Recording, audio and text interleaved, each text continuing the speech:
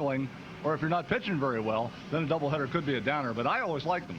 One guy very happy to be here and not struggling at all is Tony Gwynn, perhaps on his way to his 8th batting title, but clearly having his most productive offensive season, already a career high in home runs with 16 and 103 RBIs. And he's told us that he's proven some people wrong at this stage of the game, Teak, that he can put up those kind of numbers, power numbers too.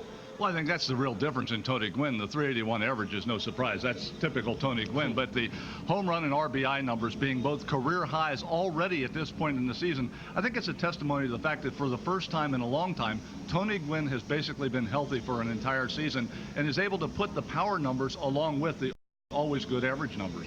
Well, we will not see Scott Rowland in game 1 of the doubleheader, and likely not at all tonight. That bruise on his arm is still too tender to allow him to play, so likely no Scott Rowland. In terms of the pitching matchup in game number 1, a pair of right-handers. Mark Leiter looks for win number 9 against kind of a soft tosser stepping out of the bullpen. Will Cunane out of the Florida Marlins organization making a start in game 1 tonight. Stay tuned, everybody. When we come right back to Veterans Stadium, the starting lineups will play ball in game 1 next. Phillies baseball is brought to you by Brewery Fresh Budweiser, the official beer of Major League Baseball. By Mellon PSFS, it's where you're going. And by Independence Blue Cross and Pennsylvania Blue Shield, the health insurance companies you can lean on. Lots and lots, tons and tons of tennis balls. Some of the things that are on my Discover card statement, I travel quite a bit. Ooh, I didn't know that the golf ball's around here. Just relax, enjoy nature, and very good. Labidochromis, caeruleus. They don't want to play with me now because I beat them 90% of the time. I'll take out $100 to buy the bait, gas up the boat. How many credit cards make a statement like that? Let's see, what else do I have on this? It pays to discover. Use it where you see the Novus sign. Deep in the forest under railroad trees is a big blue bear and his family. They laugh all together, they play all together, they sing and dance and stay all together. So if you're ever in the forest under railroad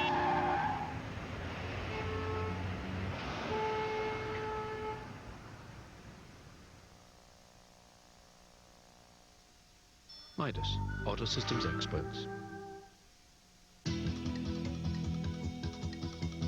We could not deny the RAV4 our top ranking.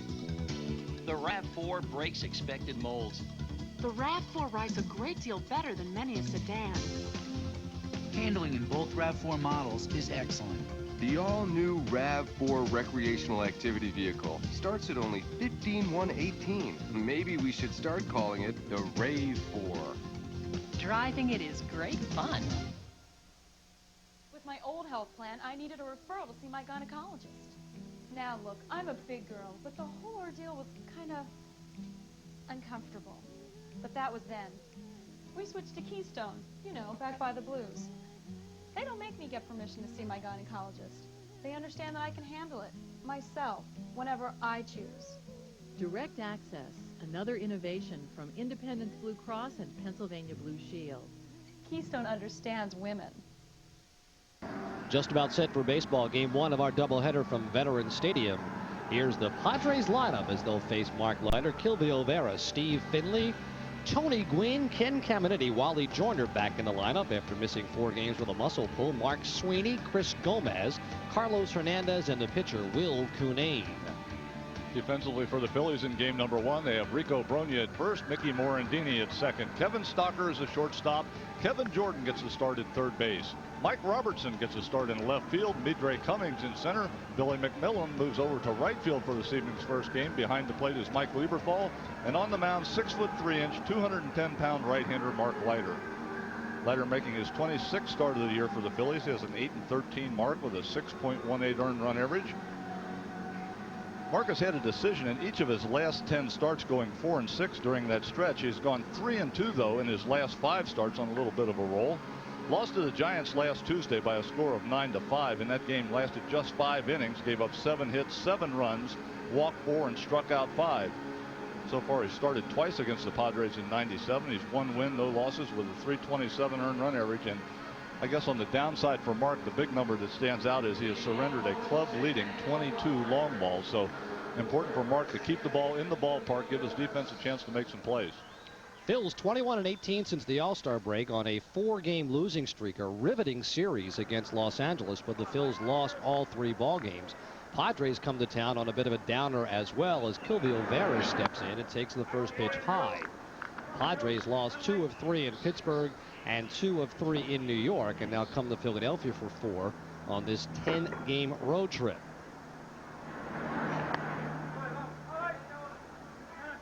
Philadelphian Eric Gregg behind home plate in game 1.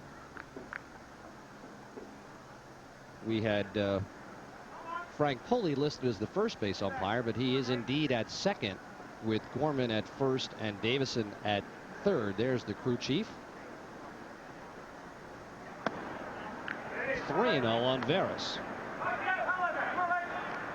Veras represents much of the quickness on this club, has a club high 29 steals. Strike call.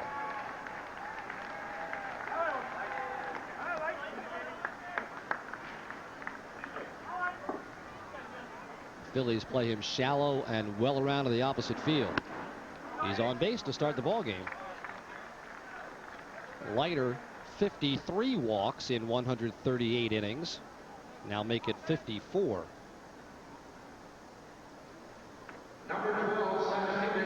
Here's Steve Finley.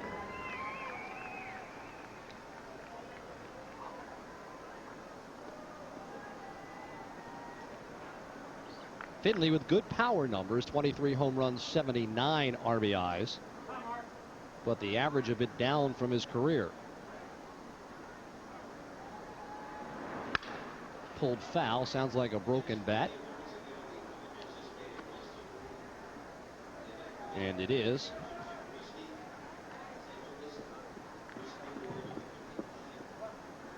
We occasionally look how careers parallel one another.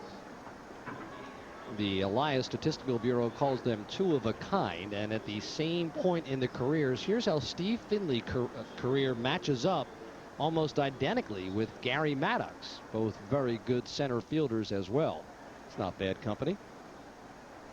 Well, if you're going to be compared to somebody, Gary Maddox definitely one that you would like to be compared with. Steve Finley's comparison very favorable. Finley's had trouble with right-hand pitching this year, just hitting .258, the checkover move. Veras gets back. Veras' next steal will be 30. So he'd just be 27 home runs away from being a 30-30 guy. Off-speed pitch, swing and a miss. Kind of interesting that Finley, with 23 home runs, batting in the number 2 hole, leads the San Diego Padres. Of course, a lot of that can be attributed to the fact that Ken Caminiti, their number 4 hitter, has had a number of injuries this year that have really held down his power numbers. Just 18 home runs for Caminiti, last year's National League MVP. It's an 0-2 from Leiter. Up.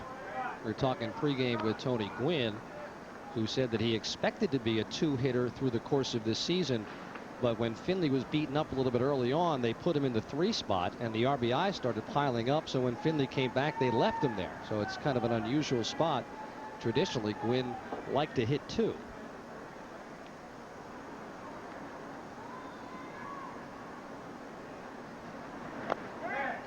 Swing and a miss. Off speed pitch down. First out of the ball game. Leiter able to get Finley to go out of the strike zone on that breaking ball down in the dirt. After walking Veras to start the ball game, gets Finley on strikes, and now the aforementioned Tony Gwynn. And not surprising to me. In fact, it's surprising to me that in the past Gwynn hasn't batted third. The third spot is normally the place where you will put the guy who has the best chance to win a batting title on your ball club. Well, obviously, with the number of batting titles Tony's got, he's got a better shot than anybody in baseball as far as winning a batting title. See how they work them. They'll set up away on the first pitch. Takes a strike called. Tony, of course, leading the National League batting race. Really a 2-man race, and Walker is fading. Tony Gwynn at .381 with over 100 RBIs for the first time in his career and enjoying good health late in the season.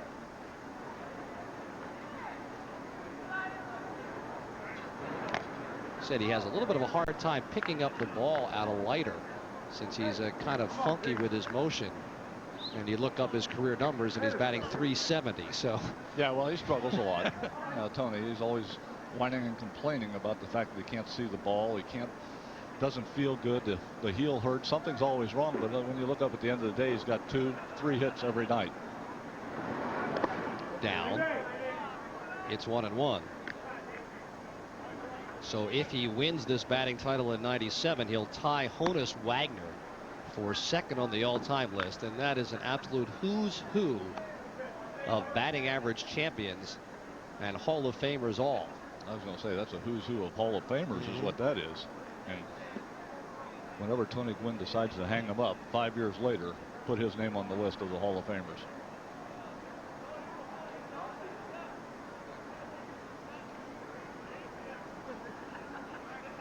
Got him. Yep. Veras spun his wheels, and Leiter, who's got a real nice quick move for a right-hander, picked him clean. That wasn't even close. Well, Veras with a little bit of a stutter step over at first base. Leiter with good quick feet and a perfect throw to Brogna. Rico actually had to wait for Veras to get back to the bag as the ball was perfectly placed right on the bag. All Rico had to do was make the catch, and the tag was automatic. So now 2 outs, nobody on for Tony Gwynn. The 1-1. Ripped for a base hit. Morandini playing Gwynn up the middle. That would have been a typical one hopper to second base for a usual left-handed pull hitter. Instead, for Tony Gwynn, it's base hit number 184. Gwynn's such a good hitter because he will hit the ball to all fields. Sprays his base hits all over the place. This time gets a fastball in the middle of the plate and pulls it in the hole between first and second.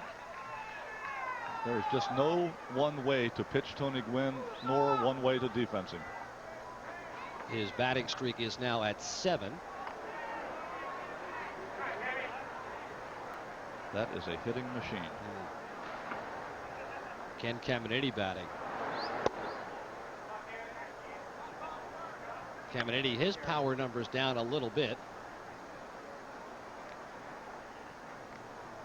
A career .303 hitter in San Diego in nearly 3 seasons.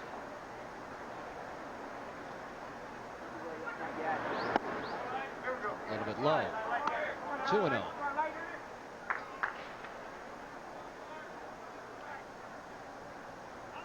Caminiti, one of the hotter Padres. The catcher Hernandez has hit well of late. Major power numbers for Caminiti over the last fortnight. Curve misses away. 3-0 with Wally Joyner waiting on deck. Green light? No reason not to.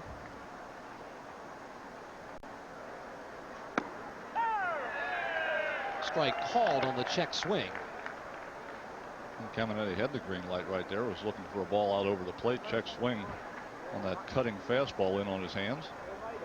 So indeed, Bruce Bochy early on in this ball game was going to turn his big number 4 hitter loose, even with the count at 3-0. Tony Gwynn getting a short lead. 3-1 for Caminiti. 2 on, 2 out now for Wally Joyner. So the pickoff certainly helps Mark Leiter. And Wally Joyner just back. He had missed the last 4 ball games. Got hurt Wednesday in Pittsburgh. Pulled a muscle between his ribs. Always very painful for a hitter. But has had a high average all year at .333. Strike call. And has hit even better with runners in scoring position. It's a lot of RBIs for just the 3 home runs.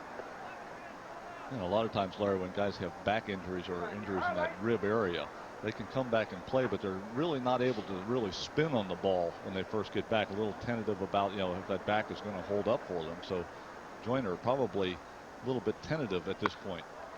That's long and foul, as I was going to say, so a pitcher might test him inside and see how that quickness is. Right, that's exactly what you want to do early on, is you want to check to see how quick Joyner is going to be on the inside part of the plate. It takes much more effort and torque on the back to be able to get the hands inside and get the bat out in front. The ball away is easy because you just kind of lay the bat on it and hit it up the middle or the other way. The hard thing to do with a back injury is to pull the ball.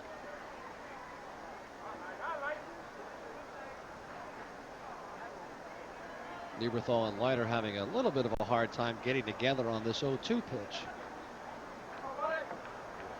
So Joyner steps out. Gwynn at second, Caminiti at first, 2 out.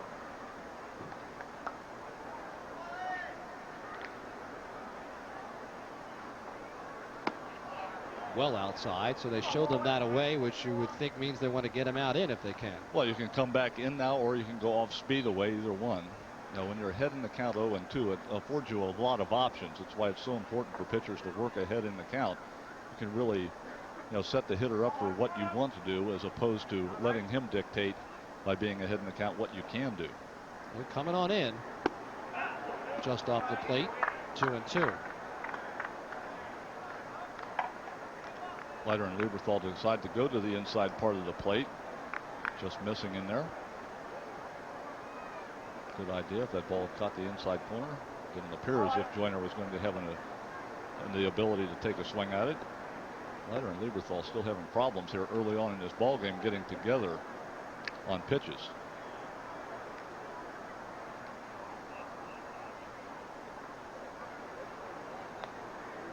Here's the 2-2. Off speed is up. All the advantage now that the Philly right-hander had by being ahead in the count 0-2 has now disappeared, with the count working to 3-2. Gwynn at second, Caminiti at first will both be off on the pitch. 3-2 and 2 outs.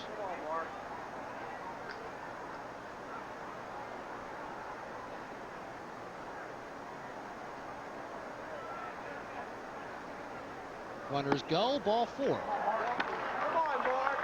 So Leiter has yielded 3 walks and a solid base hit to Tony Gwynn, but still could get out of it if he can find his way to get Mark Sweeney.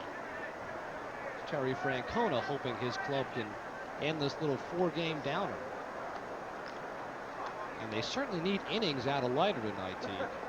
Yeah, and not a good start for Mark either, as he's walked 3 batters, giving up a base hit to Gwynn. And when you're in a situation where you're going to have to pitch some innings, all of a sudden you don't want to throw a lot of pitches. Well, Mark already now has thrown 23 pitches in the first inning, only 9 strikes. That toll will take a toll later on in this ball game. You want to try to get as many as you can out of Leiter, save as much bullpen as you can to help out Ryan Karp in game number 2. Sweeney with the bases loaded. Strike call. Sweeney acquired from St. Louis back in mid-June along with Danny Jackson, the recently retired Danny Jackson, and Rich Batchelor for Fernando Valenzuela, Scott Livingstone, and Phil Plantier. He's hit .351 as a Padre. To left field, Mike Robertson in his first start has his first putout, and Leiter gets out of a lot of first inning trouble. Back in a moment. If you've been postponing the purchase of a brand new truck, the Dodge Big Summer Clearance plays right into your hands. You see, it's even bigger than you might think. With up to $13.50 off on a Dodge Dakota, or up to $11.85 in package value discounts on a Dodge Ram. So hurry to the Dodge Big Summer Clearance. Because if you haven't figured it out already, it's big.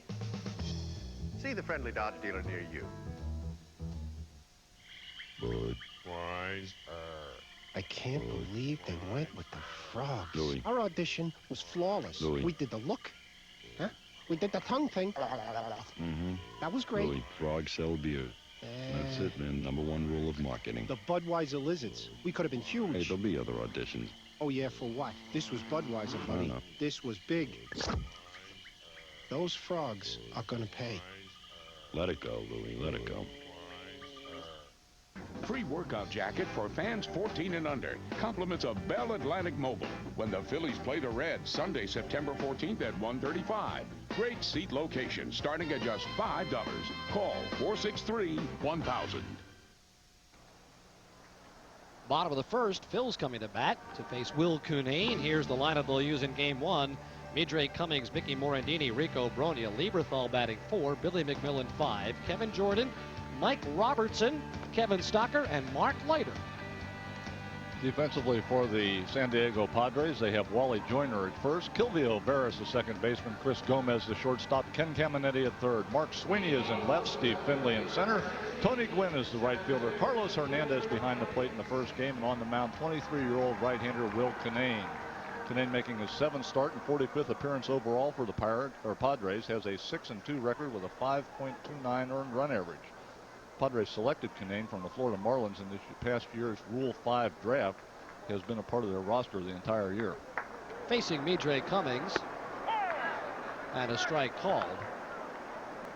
Those are Cummings' overall numbers as a Philly, hitting .305. Up the middle, charging Finley, won't get there, so Cummings leads off with a base hit center field. Take a look at our Nissan scouting report tonight on Will Cunane, the starting pitcher for the San Diego Padres. Throws 4 pitches, a fastball, curveball, slider, and a change. None of them are overpowering. He's a control guy. He needs to have pinpoint control and mix his pitches up. He's a good fielder, holds runners well, and at the plate, he does make contact. So, you know, he's not an automatic out. In fact, coming into tonight's ball game, sitting at .364, but Bruce Bochy more concerned about what he does on the mound than what he does at the plate. Also a reasonably quick worker, which tonight might be important. Prior to this year, Cunane had not pitched above the AA level in the Florida Marlin organization. And this is Cunane's first start since the 23rd of June. He had started some games early for the Padres and had been in the bullpen for a while. He has faced the Phillies 3 times this year, all in relief. In that final start, he went an inning and a third and gave up 6 runs on 7 hits and was sent to the bullpen. So we don't know how long he might go tonight outside to Morandini.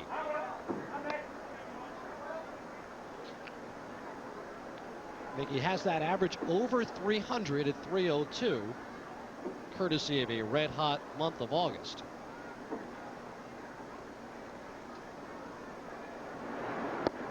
Late swing. 1-2.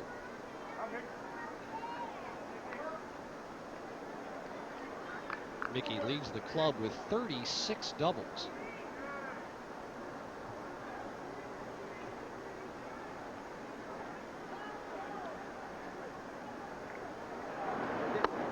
Strike 3 called as Mickey takes a peek at Eric Gray.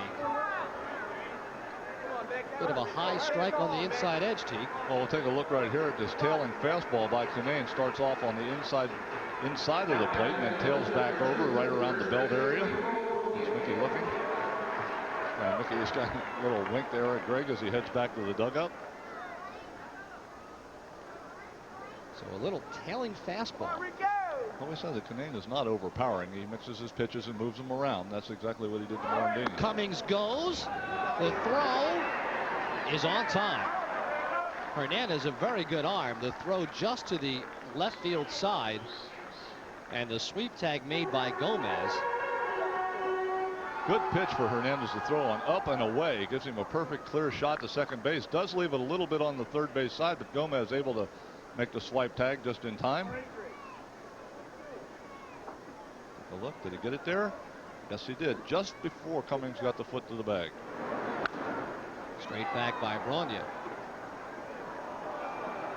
One of the elements of Cummings' game that the Phillies have been looking for. He's only stolen 1 base since coming to Philadelphia. That's the 3rd time he's been caught stealing.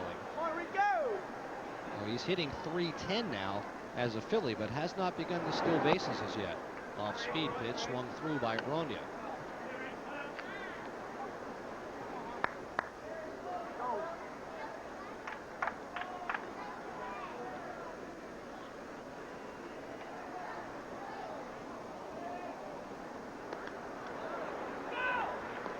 Bronya steps out. That one bounced so far in front of the plate it caught Hernandez up pretty high.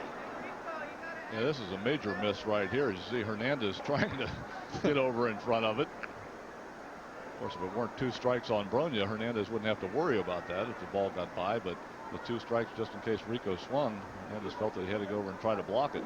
That backspin, what'd that indicate, the way it hopped back? Bronya slaps it the other way, foul.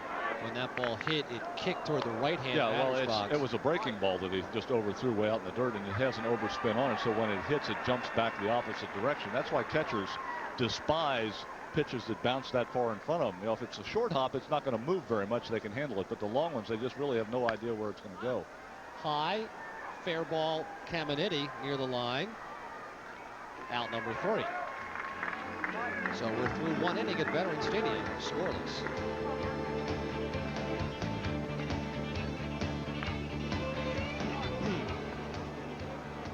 The most prestigious national authority on evaluating managed health plans has awarded Keystone Health Plan East a full accreditation. By meeting all of the NCQA's rigorous standards, Keystone is among the top 20% of the nation's HMOs, receiving the highest accreditation possible. We will continue to work hard to merit this accreditation. Because we've understood how important quality health care is for you and your family for nearly 60 years. For unsurpassed quality, you can lean on us.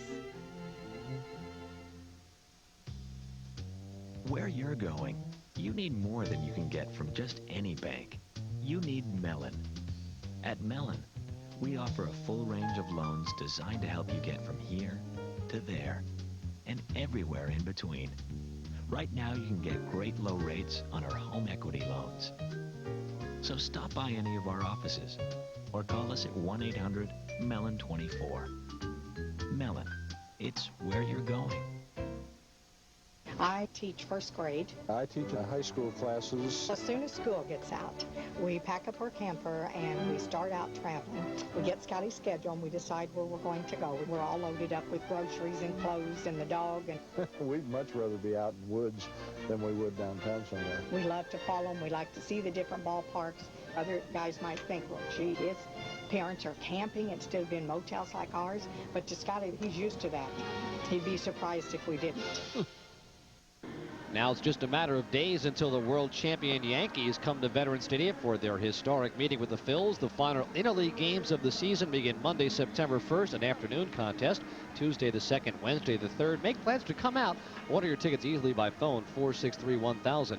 Inquire about the daily specials or purchase your tickets at the Center City Ticket Office, Mellon, PSFS, Broad and Chestnut Streets.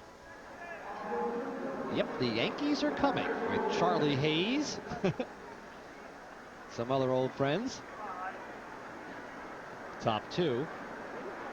Gomez, Hernandez, and Cunane to face Leiter. First ball swinging. Chris Gomez fouls it off.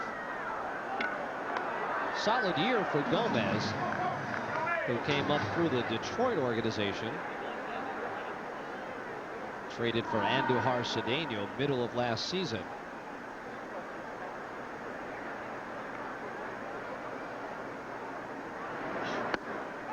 Oh, 2. Leiter's got to throw strikes. Yeah, we mentioned in the first inning the number of pitches that Leiter throws, you know, and normally, obviously, you want to save as much of your bullpen as you can, but on days when you're playing a doubleheader, even more importantly, because it impacts game number 2. Whatever happens in game number 1, obviously, it's going to impact who's available and how much they can pitch in game number 2. So, an extra responsibility for starting pitcher in game 1. Terry Francona sending Mark Leiter out there this evening to be as efficient as you can, get the job done as quickly as you can, and save as much bullpen for number 2. The guys don't have a chance to go home and sleep on it and rejuvenate their arms. They got to come back after 20 minutes and do it again. Just missed inside. It's interesting. The Padres took a relief pitcher out of the bullpen and made him start game 1 with an established starter in game 2, whereas Francona is using the opposite logic with Ryan Cart going in game 2. So the veteran has the call early in Leiter. Line to left center field. Cummings will not get there. A leadoff base hit for Chris Gomez to start the 2nd. Manager Bruce Bochy, if he has one win in today's doubleheader, he would move into 2nd place all time among Padres skippers with 224 wins. He would tie John McNamara. Johnny Mac. who's the all-time leading manager for the Padres. Think about their mid-'80s postseason team.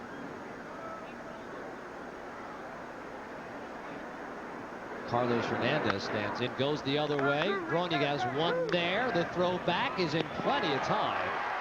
So a classic 3-6-3 twin killing started and finished to Bronya. Can't ask for a better double play ball than this. One hopper right to Bronya, plenty of time to make the play at second, and the catcher Hernandez, who doesn't move well at all down the line, out by plenty at first. He's coming. Cunane's 4 for 11 makes him a 364 hitter. By the way, that Padre manager Dick Williams, all-time leading winner. Interesting. I talked to Bochy before the game about why he is starting Cunane in the first game and Ashby in the second game. He said basically Ashby, the veteran, he gave him his choice of which game he would feel more comfortable pitching. Ashby said he would rather start the second game. Didn't give any reasons. I would guess it's probably because, that will be more around the normal starting time that you would have than starting a game at 5 o'clock. Sometimes pitchers are just a little superstitious about things like that. Funny, Tony Gwynn said he would rather have seen Ryan Karp, the lefty, in the twilight and lighter with the stadium lights on and bright, just to have a better shot at picking up the ball. So everybody's got their own little way of going about their business on these doubleheaders. I'm not sure if any of those theories are accurate or not, but as long as you've got one and you believe in it, then it does become a factor for you. My story, and I'm sticking to it. That's exactly right. Leiter hit 93 miles an hour on that fastball. It's 2-2 to Cunane. Chopper.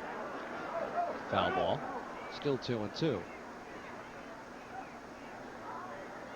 Cunane doesn't have a whole lot of at-bats this year, but he does get his bat on the ball. He's been to the plate 11 times, only struck out 3. So he's a guy that has the ability to get the bat on the ball. Take a look at Ryan Karp, who will start game number 2 for the Phillies this evening. His first National League start. Last time he pitched in the bigs, 2/3 against the Giants. With a pair of strikeouts, took things into his own hands. He was trying to key down at about 3 o'clock. That's the other weird thing. You're the game 2 pitcher, your first start. You got to wait. You get to the ballpark, you got like 6-7 hours before you're going to pitch.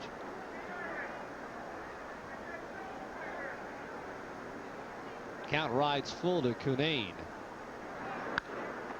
Leiter took a little something off that to guarantee a strike. Slapped the other way. Count is still full. Well, game 2 starters have different ways of dealing with it. There are some guys that will not come to the ballpark until, when they anticipate would be a normal time, won't come early. Karp obviously decided to come to the ballpark early tonight and watch game 1, see if he can find out a little something about these Padres. He hasn't seen them before, so a chance to watch Leiter work against them in game 1 and get some idea. You got the scouting reports and you can look at them, but nothing better than first-hand information. Of course, the best information is when you're out on the mound and you can see the hitters yourself, how they react to your stuff. But Karp doesn't have that option, so he's going to watch Mark Leiter work here in game number 1, set himself up for game 2. Tough play, Morandini. No, Stocker. Safe there. Mickey had just one swipe at it, and by the time Stocker took it on the extra hop, Cunane beat it out. Infield single, Will Cunane. Sometimes the ability of a pitcher to be able to get his bat on the ball pays dividends. It does right here for Cunane as he gets an infield chopping base hit. Mickey comes in, just not able to make the play on the backhand. Stocker alertly backing him up, but not able to get the ball to first in time. So Veras, who walked and was picked off in the first, has a 2-out base runner. Morandini to his left. And a good inning for Leiter. We're through an inning and a half at Veterans Stadium, and we are still scoreless. Game 1 of our doubleheader. Here's the 2-2. He struck him out. Hits it hard to right field. It is gone. He's got him. Yes, he does. Ground ball, fair ball, right field side. He wants it away. The 1-2. Swing and a miss. Ground ball. Great play. Stocker. Can he get him? He got him. He goes. Swing and a miss. Strike him out. Throw him out. Bills win. hit to deep right field. It's gone! Well, not much of a crowd here today, but it should be a good game. All right, Stewart's batting 3. Here, hold my Budweiser. I'm going to go find those guys. Redmond toes the rubber. Delivered. Whoa! A long drive to left field. That ball's going to carry. It's going out of here. There's one lucky fan out there, but he's got something in his hands. What's he going to do? He's got to make his move. This doesn't look good. Oh, that ball bounced about 20 feet off his head. Please, just let go of the beer. Let go of the beer, son. We've got kids. We're constantly on the go. We want the safest minivan out there. The Mighty 8 Ford Windstar, the only minivan in its class with a 5-star safety rating. Now, with $1,500 cash back, you can drive a Windstar for only $254 a month. That's a small price to pay to keep our family safe. Plus, Windstar is even easier to get into and out of. No more pushing, no more shoving, and everybody's happy. Ford Windstar, $254 a month, but only until September 3rd during Ford's factory-authorized clearance at your Quality Plus Ford dealer. Well, your likely Rookie of the Year, Scott Rowland, played the first 124 games of the season, and now is sitting out back-to-back ball games. The contusion of the left arm, courtesy of one Hideo Nomo, and Scott showed his anger really for the first time all year. Got drilled there, and if you kind of read his lips, he'll say that's the third time that Nomo's got him, and indeed the third time hit by the same pitcher.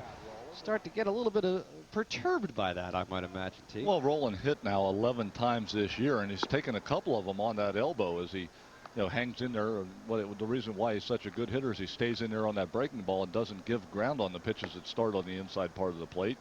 But obviously he's had some success against Nomo and now been hit 3 times. He just wanted Nomo to know that, yes, indeed, I know what you're doing, and it better stop real soon. And Matt Beach kind of took care of business and plunked Piazza yesterday in his first at-bat. And after the game, Piazza basically said, I knew it was coming, and that's part of the process, and we took out their best player. You kind of expect that. And kind of no harm, no foul, except Scott Rowland's back on the bench again tonight. And there is the man that took care of business, Matt Beach, sitting to Scotty's right. So Mike Lieberthal, the cleanup hitter tonight in game 1. He will just play 1, we are pretty much sure tonight. I would think so. Terry has done that, throughout most of the year. He never really has guys catch that often. And, in fact, with a doubleheader, you expect to see Mark Parent in game number 2. This time of the year after the innings are mounting up, you want to give your catchers a break, and you don't want to take Mike and make him catch 18 innings today. If you did that, then you basically take him out of the picture for tomorrow. So I'm sure the catching duties will be split this evening. Outside corner 1 and 2. You saw Mike's 97 numbers against the Padres. His lifetime average against San Diego is .340, his best versus any National League club. Just got a piece. Out in front of an off-speed pitch, it's still 2-2. Cunane's thrown that little tailing fastball, slider, changeup. Stepping out of the bullpen for this, and the curveball. A 4-pitch pitcher, at least as a starting pitcher.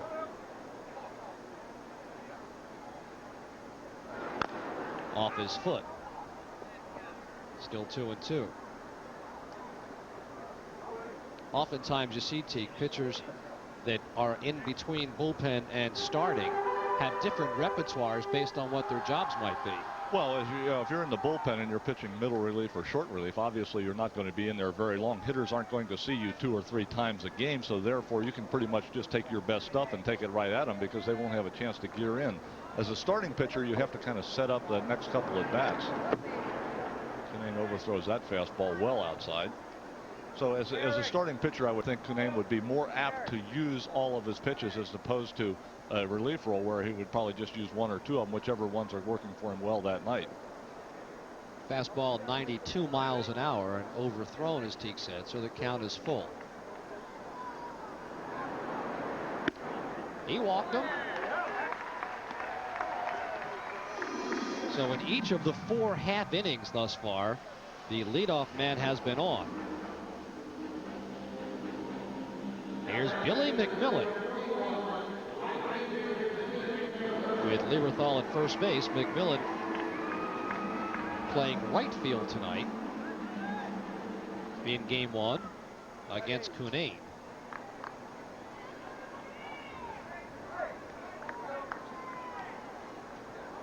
Has now been a Philly for a week and hitting .286 as a Philly. Inside 1-0. Interesting, Larry, as we looked at the lineup cards here, neither team has a left-handed reliever in their bullpen. Bruce Bochy never does have one. Of course, Ryan Karp, the sole left-hander for the Phillies, he's starting in game number 2. And only Ruben Amaro on the bench will be able to bat from the left side because both teams also have all right-handed hitters. Of course, part of that is a byproduct of knowing that the fact that there are no left-handers in the bullpen. So against the right-handed starters, all the left-handed hitters are in the lineup, including McMillan. See Joyner not holding Lieberthal to try to cut off the hole. And Lieberthal just getting that front foot right to the edge of the cutout. Off-speed pitch hit high and deep to right. Gwynn, rim of the track, middle of the track has it. And Lieberthal will hustle back. Just a little bit off the end of the bat for Billy McMillan for out number 1. Yeah, good swing by McMillan. Just caught it out toward the end of the bat. Just a shade out in front of this pitch from Cunane. See that tailing fastball again. That one that moves away from the left-handers at the last second just worked out toward the end of the bat. And that was just enough to keep it in the ballpark where Tony Gwynn could handle it. So here's Kevin Jordan as a backup third baseman in Philadelphia. You will not get a ton of work. Jordan with consecutive starts. Hitting at .250.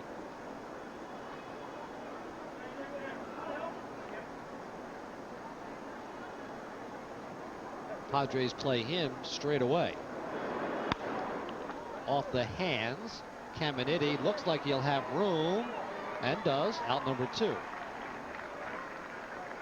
Cunane has yet to get a ground ball.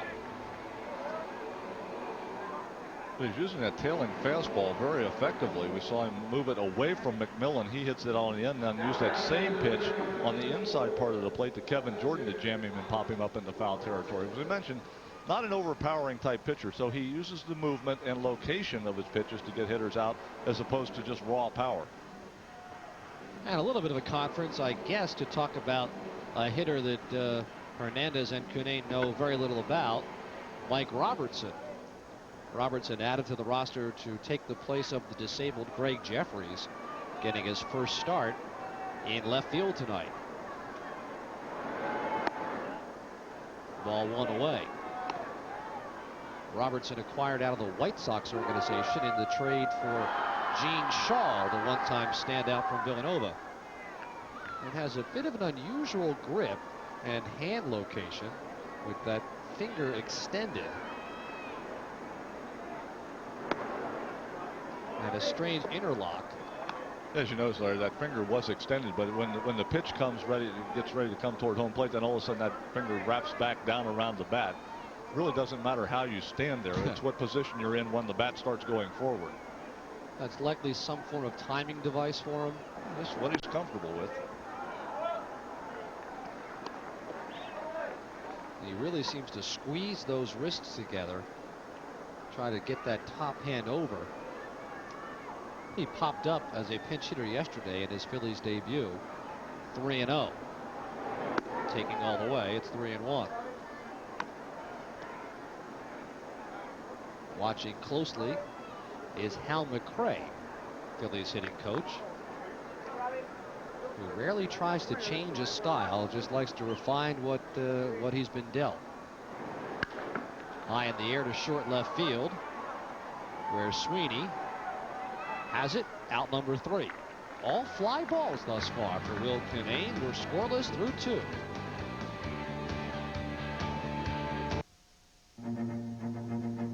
Neither rain, nor mud, nor ruts and ridges, nor rocks and rivers, nor sleet nor snow shall keep a new Toyota 4Runner from keeping you from your appointed rounds. Power you need, and all the room and comfort you want. And with a starting price around $20,000, it could take your dollar even further. So, Oh, you want to see my Discover card statement? I am very, very prissy. Put up or shut up! I love to be pampered. I go have my hair done. I love to go have my nails done, have pedicures, manicures. My biggest weakness would have to be shoes. Cashback bonus award really floats my boat. How many credit cards make a statement like that? I am definitely a shopaholic. It pays to Discover. Use it where you see the Novus sign. You've been smart to hold off buying a new car because the Dodge Big Summer Clearance plays right into your hands. You see, it's even bigger than you might think. On Neon and Stratus, get $1,000 cash back. On Intrepid, get up to $1,500 cash back. So hurry to the Dodge Big Summer Clearance, because if you haven't figured it out already, it's big. See the friendly Dodge dealer near you. Free workout jacket for fans 14 and under. Compliments of Bell Atlantic Mobile when the Phillies play the Reds Sunday, September 14th at 1:35. Great seat location starting at just $5. Call 463-1000. This copyrighted telecast presented by authority of the Phillies and may not be reproduced nor retransmitted in any form without the express written consent of the Phillies. Part of the lineup for the Padres as we move to the third. Finley, Gwynn, and Caminiti in a scoreless ball game. Larry Rosen, Kent Tekulve, glad you're with us for doubleheader baseball. Chris Wheeler will join us in inning number 4. Finley struck out in his first at-bat.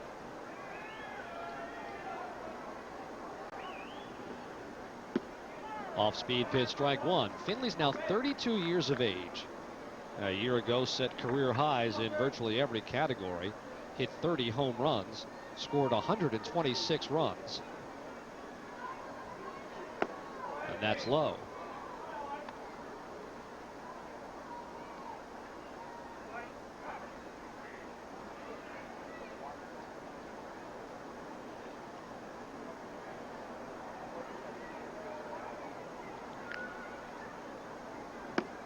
Off-speed pitch swung through. Finley came into a year ago with just 42 career home runs in 7 years and hit 30 a year ago with swings like that. Yeah, Finley well out in front of that breaking ball. Did that a couple times the first time around, swinging at breaking balls way out in front. So he's gearing strictly on fastball, at least early in this ball game. In the dirt. On Leiter's splitter. 2-2. Not a ton of atmosphere in the yard just yet.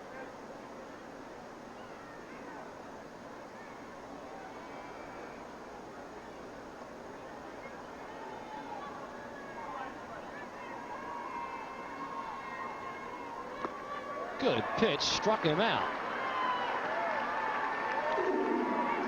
As Leiter goes down and away for the strikeout. Second time tonight, Leiter able to get Finley out of the strike zone. This splitter in the dirt again. First time it was a curveball down. This time the split finger. Again, Finley well out in front of the pitch. He's lunging out on his front foot and waving at it with one hand.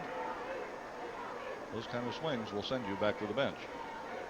Tony Gwynn batting. He got career hit number 2,744 in his last at bat. He's now 41st on that list. He has passed 24 players, including 15 Hall of Famers on the hit list. Among them, a guy in the booth down to our left. 2-0. There's the Hall of Famer. He just moved down one notch on the list. Compliments of Tony Gwynn. Well, the names he's passed this year: Gehrig, Ashburn, Ernie Banks, Reggie Jackson. And never strikes out. He has 22 strikeouts in well over 500 plate appearances in 1997. And that number keeps improving as he gets older. Off-speed pitch up the middle, and Tony Gwynn has his 57th multi-hit game of 1997. A typical up the middle, hit it where it's pitched, base hit for Gwynn. Well, one thing you're never able to do is get Gwynn to lunge at a ball. You see right here, even though his body starts forward, the hands stay back until he recognizes where the ball's at, and then just throws the head of the bat right at it. Shoots it up the middle past Kevin Stocker. I can only remember a handful of times in all the years I've watched Tony Gwynn swing at a baseball that he has had an off-balance swing, and he just doesn't ever do it. And of course, that's what pitchers are always trying to do, is get you off balance at the plate. Ken Caminiti batting. Strike called. We're talking to Tony, and he said when early in his career he was compared with Brett Butler, Mookie Wilson, Willie McGee. Like, those were the players that his, quote, talents were most akin to. And now in his upper 30s, most of those guys have kind of fallen by the wayside. And Gwynn is now a power hitter and a 100 RBI guy at age 37, having his most productive season.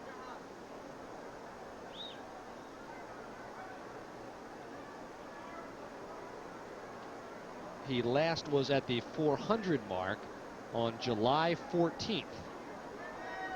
Now at 385 after his 2 for 2. Check swing, but he went. Greg needs no help to call that strike 2. Caminiti had that rotator cuff surgery in the offseason, was slow to come back, but has been a much more powerful hitter since the All-Star break. Had 6 home runs before the break and now a dozen since. High fastball, swing and a miss. So Leiter climbs the ladder, his 3rd strikeout. Leiter just throws his fastball by Caminiti very late on the swing. Had a couple pitches down in the strike zone and then popped his hard fastball up around the letters. Caminiti swings right through it and swings late. Wally Joyner, who walked, one of 3 walks issued in that first inning by Leiter, but it didn't hurt him. Cummings in stride.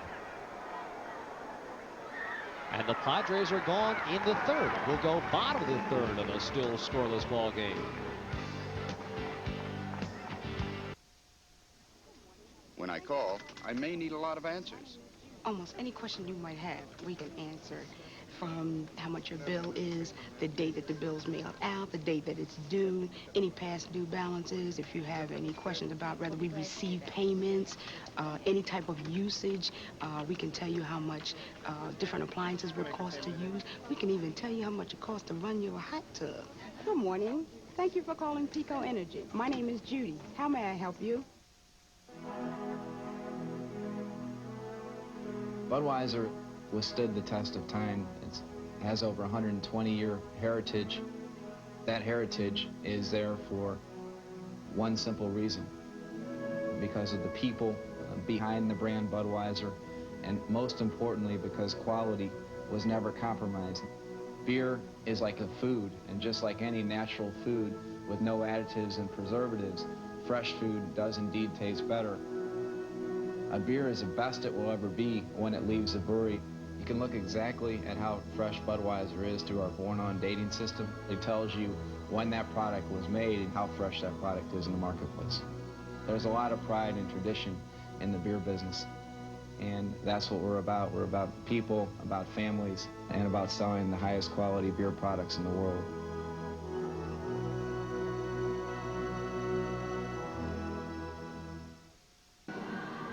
Well, Phillies fans, here's your chance to stop dreaming. Suit up every day in your Phillies uniform under the Florida sun with some of the greatest Phillies stars of all times.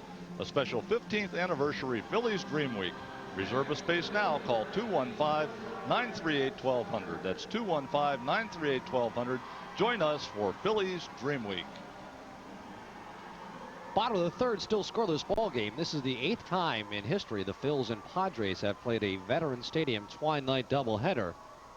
Phils have swept 2, 6 have been split, but the most famous one came back on July the 2nd, 1993.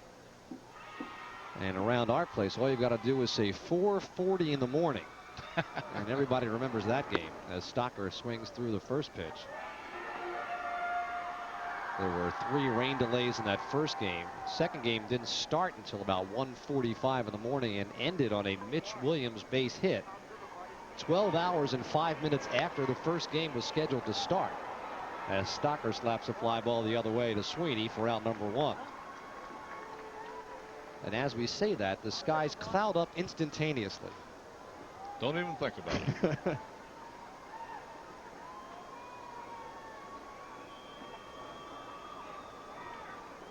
There is a chance of a shower or 2 in the area tonight.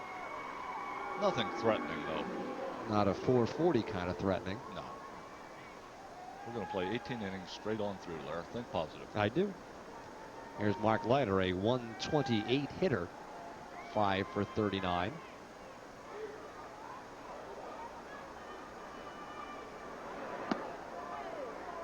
And Will Cunane has been economical, has thrown strikes, and has stayed out of trouble so far. Gave up a leadoff base hit to Midre Cummings. Midre was thrown out trying to steal. And a walk to Lieberthal. Otherwise, fly balls and a strikeout. Outside, 1-2.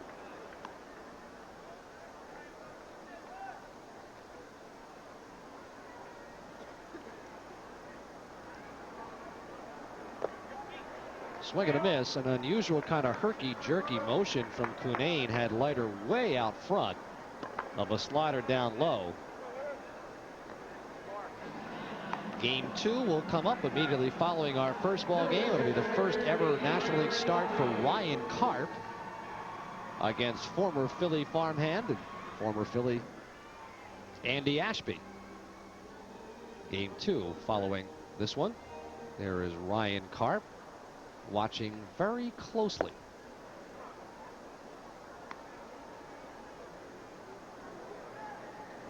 Cummings, a line drive base hit center field. The other way, it's in there. Cummings goes hard all the way, will not take 2. Takes the wide turn. Sweeney's throw eludes Veras at second, but there's Will Cunane, the pitcher, to back it up. So Cummings, a 2-out base runner, has both Phillies hits.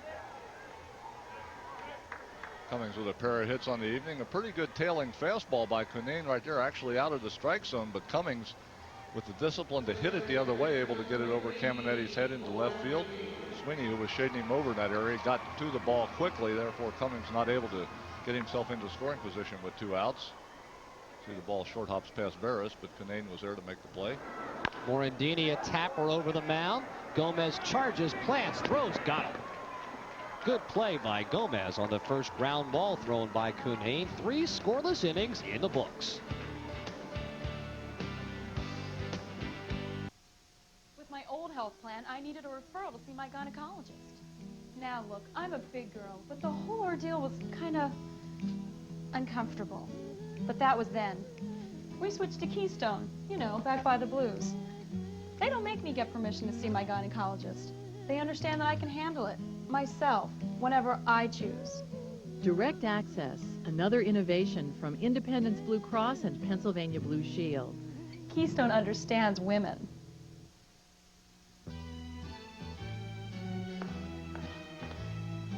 Excuse me, folks.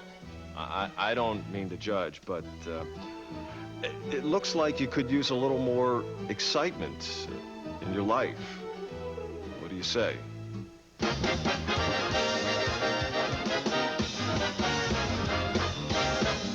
Play Cash 5 from the Pennsylvania Lottery, and you could experience the excitement of winning all the cash all at once. Free workout jacket for fans 14 and under. Compliments of Bell Atlantic Mobile when the Phillies play the Reds Sunday, September 14th at 1:35. Great seat location starting at just $5. Call 463-1000. Scoreless in the top of the 4th inning, Phillies and Padres. Every year it seems like every ball club has somebody that gives them a tough time. We talked to Tony Gwynn before the ball game, and he was talking about the Philadelphia Phillies being one of those clubs that have always given the San Diego Padres a tough time. This is what he had to say. team that always plays us tough, regardless if they have name guys or no name guys. They're going to come out and they're going to play you tough for 9 innings, and it was basically discussed before the series started.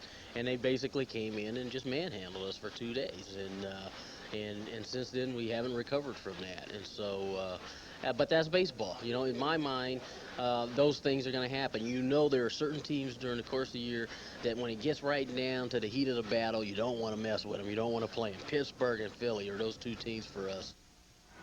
And in fact, the Philadelphia Phillies were the club that started this little bit of a tailspin for the San Diego Padres when they were in San Diego. Tony Gwynn very well aware of the fact that the Padres have struggled with the Phillies. Well, we got 18 innings of baseball this evening, and my play-by-play partner Larry Rosen is going to get a little middle relief. So now that old right-handed middle reliever from Marple Newtown High School is going to step in and bring you the next couple innings. Chris Wheeler, welcome aboard, Chris. Thank you, Teak. I feel like the cavalry coming in here. Nice to be here for a couple innings with you in this game. In the second game, Mark Sweeney will lead it off, flat out with the bases loaded in the first inning after Leiter had walked a few batters and picked one off first. No score so far as Canane and Leiter both pitched pretty well.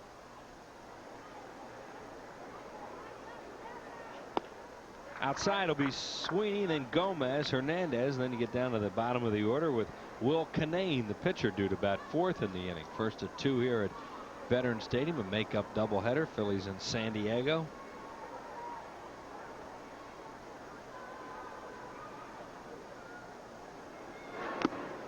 Swinging a foul tip, held on to by Lieberthal. Have you decided to pace yourself tonight? I mean, since you have to be here for all of them? Oh, I'm always on a good pace.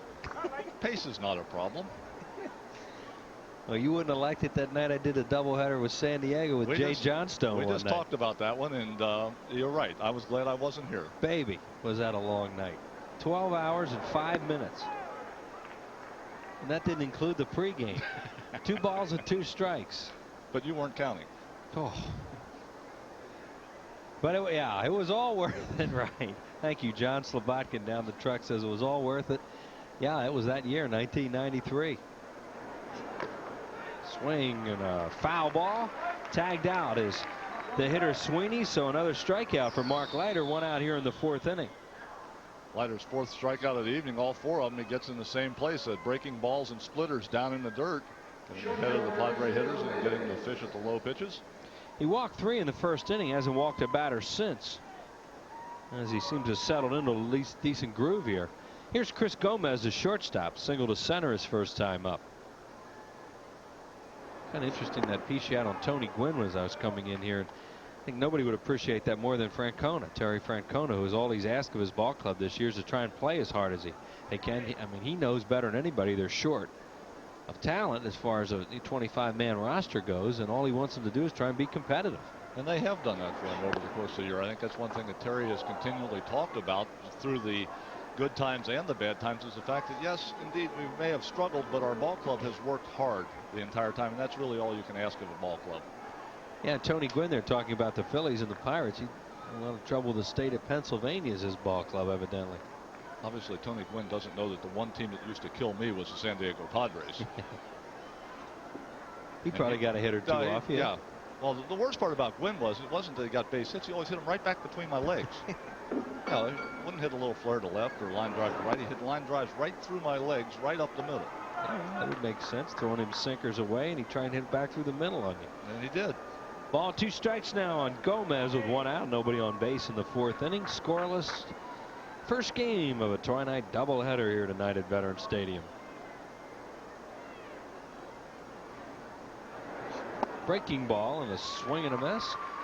Another strikeout. I think Eric Gregg just made a little motion there. That could have been a foul tip held on to by Lieberthal. So 2 strikeouts in the inning. Leiter gets the first 2 strikeouts. A little bit of a backup breaking ball right here. Gomez swings over the top of it. Sometimes that backup breaking ball is not the worst pitch in baseball. The only problem with it is you can't throw it when you want it. It just kind of happens. Yeah, it's tough for a hitter because he can't figure out what it was either. Here's Hernandez, the catcher, ground into a double play his first time up. Strike called, says Eric Gregg. Carlos Hernandez catching this game. John Flaherty, the other catcher. And he'll probably see him in the second game of the doubleheader, as Mark Parent will probably catch for the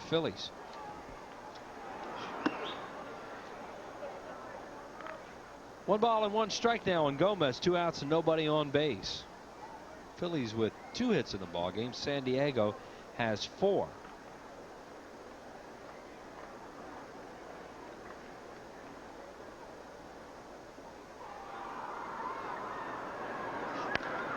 Hammered foul, third base side. Kevin Jordan, the third baseman tonight. I know Teak and Larry have already gone through Scott Rowland's situation, so you don't expect to see much of him for a little while, as that left arm is very stiff. Kevin Sefcik playing over there yesterday, and Kevin Jordan in the first game of the doubleheader tonight. In fact, I saw Scotty yesterday and looked at the back of his elbow, and the stitch marks from that pitch are still there. Yeah. Very evident where he got hit.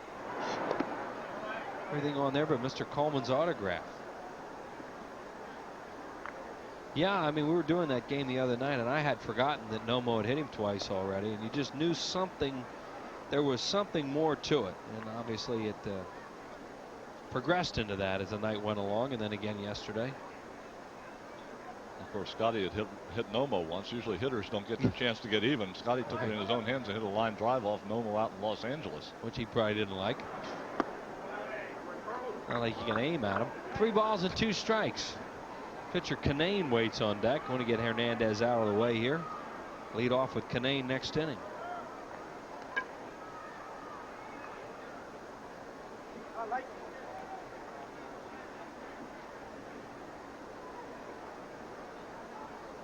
Lieberthal called fastball in. Leiter wants a fastball away to Hernandez, and he gets it and fouls it into the Phillies dugout, first base side.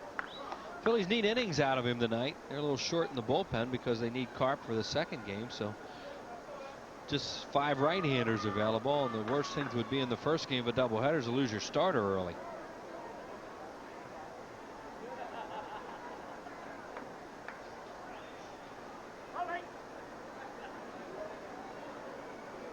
Now they're going to go back inside to him. And a line drive to left center field. Robertson can't make the play. It's going to go to the wall. Cummings backs up, and that'll be a stand-up double for Carlos Hernandez, his 7th double of the year. Robertson is a first baseman playing left field tonight, and you could see he did not get a real good jump on that ball. See, this fastball right here was supposed to be in, got it up and out over the plate. Hernandez hits it hard in the left center. Robertson, with a good effort, just came up short as he dove for the ball. As you mentioned, Robertson, a first baseman by trade in the outfield this evening. He is. Terry Francona kind of juggles that lineup. Yeah, he's an excellent first baseman too. You see Carlos Hernandez now with a 10-game hitting streak. Robertson can really play first base, but you know, with the injuries to Jeffries, the injury to Rowland, they have to do some juggling, as Teak just mentioned. So Robertson playing left field tonight. Canane takes a strike call. He got an infield hit his last time up, and he's 5 for 12 of the year, a .417 batter. Rule 5 draft pick out of the Florida Marlins organization.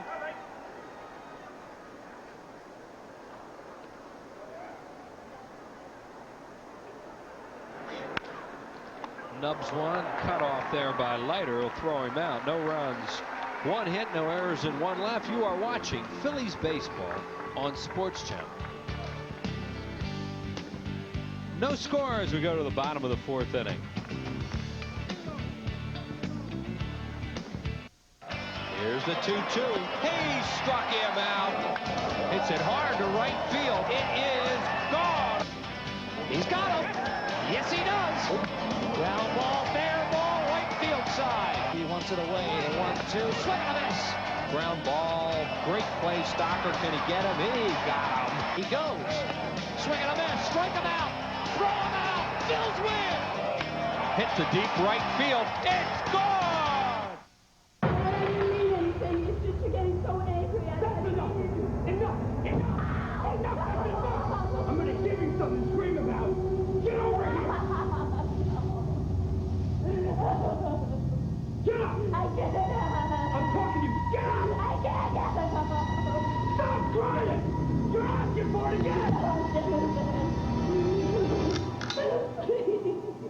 For information about how you can help stop domestic violence, call us. Budweiser. I can't believe they went with the frogs. Louis. Our audition was flawless. Louis. We did the look. Huh? We did the tongue thing. Mm-hmm. That was great. Louis, frogs sell beer. That's it, man. #1 rule of marketing. The Budweiser Lizards. We could have been huge. Hey, there'll be other auditions. Oh, yeah, for what? This was Budweiser, buddy. No. This was big. Those frogs are gonna pay. Let it go, Louie. Let it go. Phillies baseball is brought to you by your local Chevrolet Geo dealers. By Bell Atlantic 9X Mobile, who has the largest network on the East Coast because your calls must get through. By your local Dodge dealers. The more things change, the more things look like the new Dodge. By Pico Energy, focusing our energies on you. By Nissan, who reminds you that life's a journey. Enjoy the ride. And by Brewery Fresh Budweiser, the official beer of Major League Baseball. This Bud's for you. No score as the Phillies come to bat in the bottom of the 4th inning. 1-2. Business person special number 5. The final one of the year will be on Wednesday afternoon. Curt Schilling will be pitching for the Phillies. San Diego Padres here at 1:05, and that's the final one of the year. As we mentioned, all fans receive this year's edition of the Pride of the Phillies poster, which will feature Curt Schilling. So make your plans to come on out. Call 463-1000. Ask about the daily special. Stop by the Center City ticket office, Broad and Chestnut Streets. Kind of funny how that works out, isn't it? The Pride of the Phillies poster, Curt Schilling on it, and my gosh, Curt Schilling will be on the mound Wednesday afternoon against the San Diego Padres. Yeah, that'll be a good matchup too, because Joey Hamilton will be going for the Padres. He's a real good pitcher. There is Curt Schilling, will be the pitcher here Wednesday. Rico Brogna, the batter, foul out of play down the left field line. Rico popped up foul to Caminetti at third his first time up. Curt Schilling likes to be down in that end of the dugout. Talk a little ball with the skipper and Chuck Cottier. There is Joey Hamilton out of Georgia, University of South Georgia, will pitch that ball game, or Georgia Southern, I mean. Nice catch by that guy with a fishing net. Yeah. On the fly, he caught that baby. Yeah, check, make sure you got a good, strong test net in there. That ball went in there so hard he can't get it out. Flipped around a couple times. Wait a second, I got this souvenir. Now what do I do with it?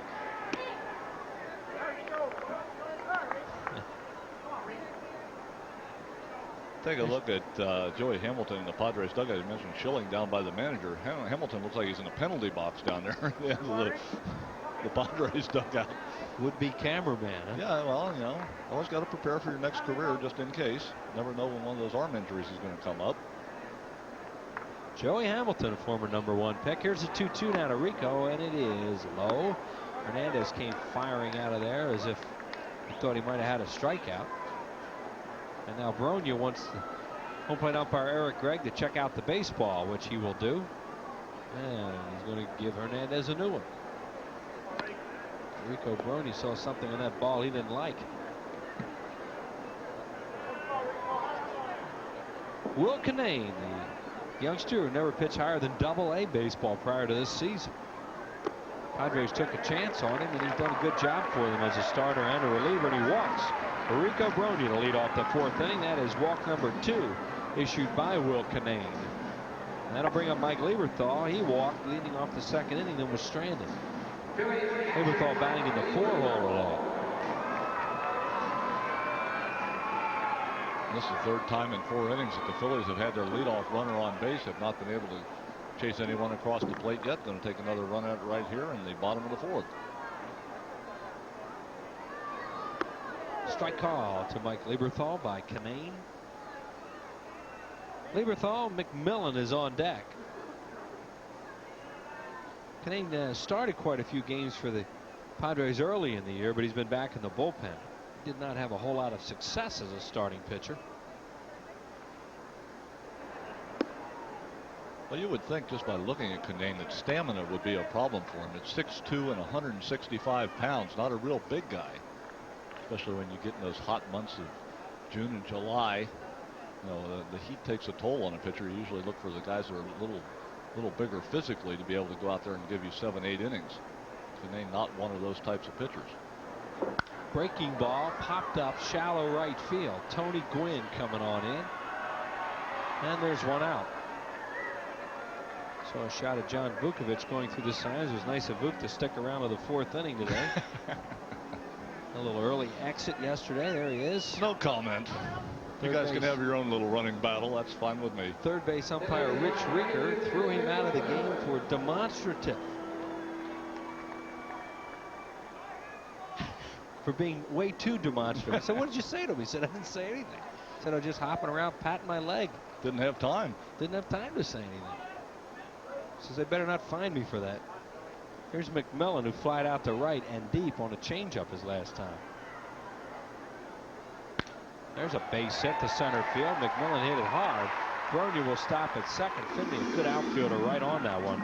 So the Phillies, for the first time in the ball game, have 2 men on base with 1 out. And that will bring up Kevin Jordan, the third baseman.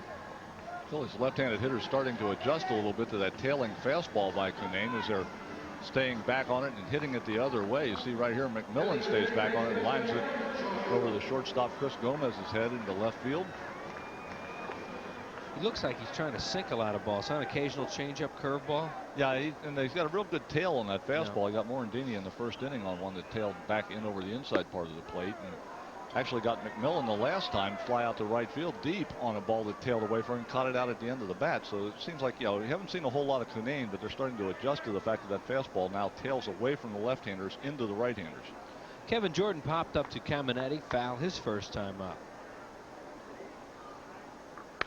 Hard ground ball, great play, Caminetti. What a play by the all-star Gold Glove third baseman. He gets an out at second, saves a run, and now there are 2 outs and runners at the corners, and he can really pick them.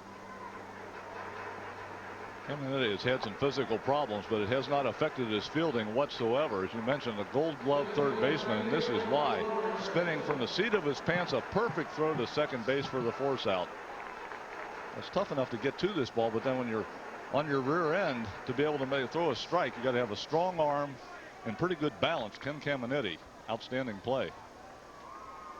And you see Ken Caminetti with assists per 9 innings. He's really something.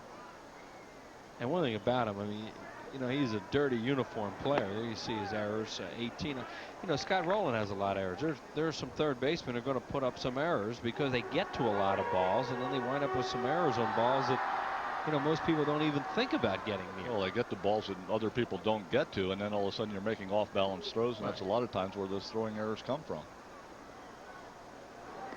Robertson, the batter.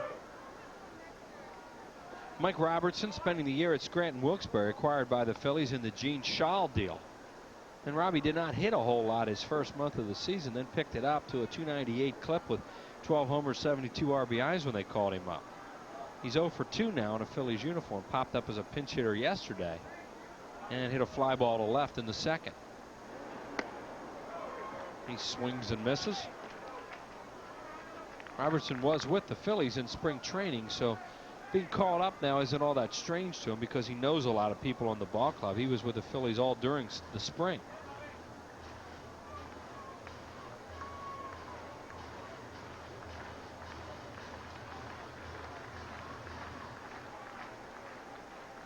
There goes the base runner, a high chopper to base hit.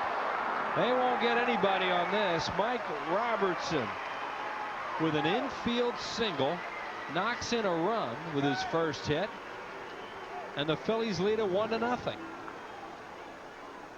That is his first major league hit, and he'll never forget it. Not only a hit, but an RBI as he chops this ball off home plate. Caminetti has to retreat to make the play. Has no chance at all to throw out Robertson at first base. Look like a line drive tomorrow morning. That's right. When he gets that ball back and they put first major league hit off Will Cunane of San Diego, he can tell everybody it was a rocket. And drove in a run. And drove in a run. Phillies lead at 1-0 here in the 4th inning, and now Stocker will bat.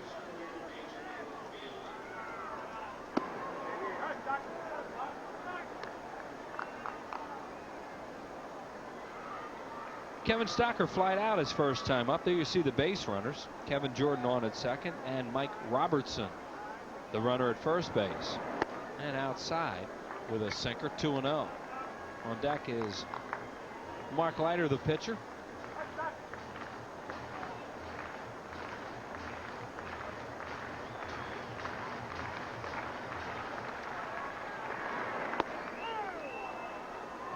Two and one.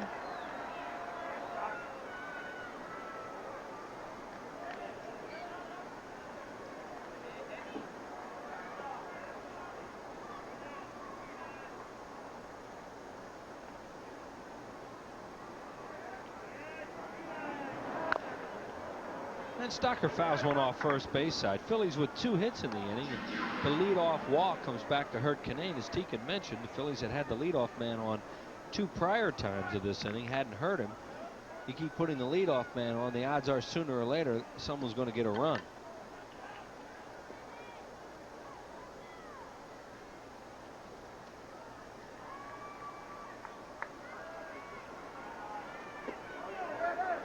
Stocker takes it low. The appeal to Bob Davidson. No, he did not swing, so now the runners will be off. 3 balls, 2 strikes, 2 outs. Jordan from second and Robertson from first.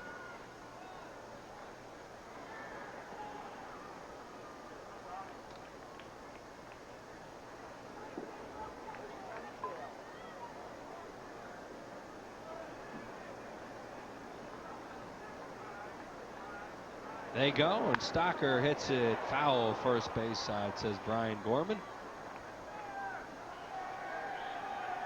And Tony Gwynn tosses the ball to some kids out there in the right field seats. So Kinane, having to work hard in this inning, has given up a run, the first of the run for either team. And has runners at first and second, 2 outs, and a 3-2 count on Stocker.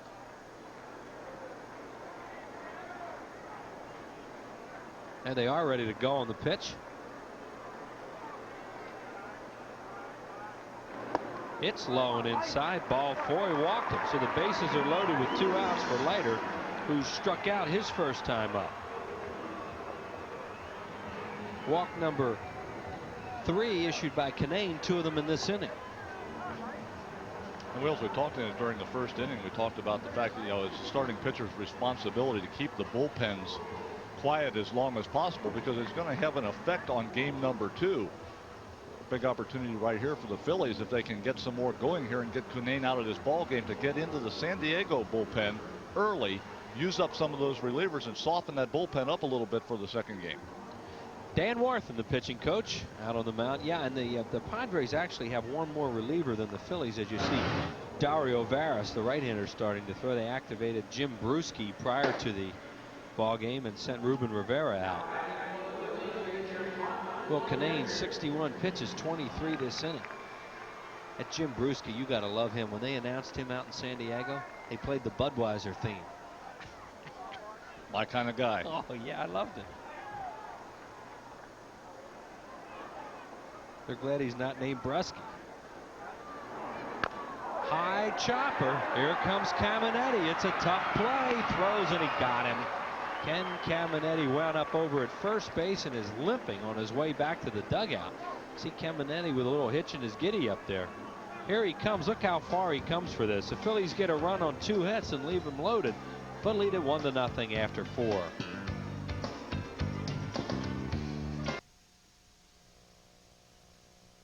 It's time for Bernie Williams to get into the batter's box and face a rock-hard ball coming from just 60 feet 6 inches away.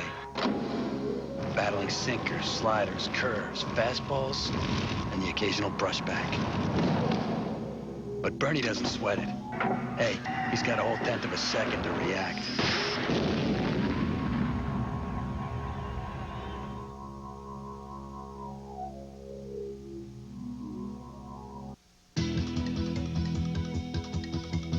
We could not deny the RAV4 our top ranking. The RAV4 breaks expected molds. The RAV4 rides a great deal better than many a sedan. Handling in both RAV4 models is excellent. The all-new RAV4 recreational activity vehicle starts at only $15,118. Maybe we should start calling it the Rave 4. Driving it is great fun.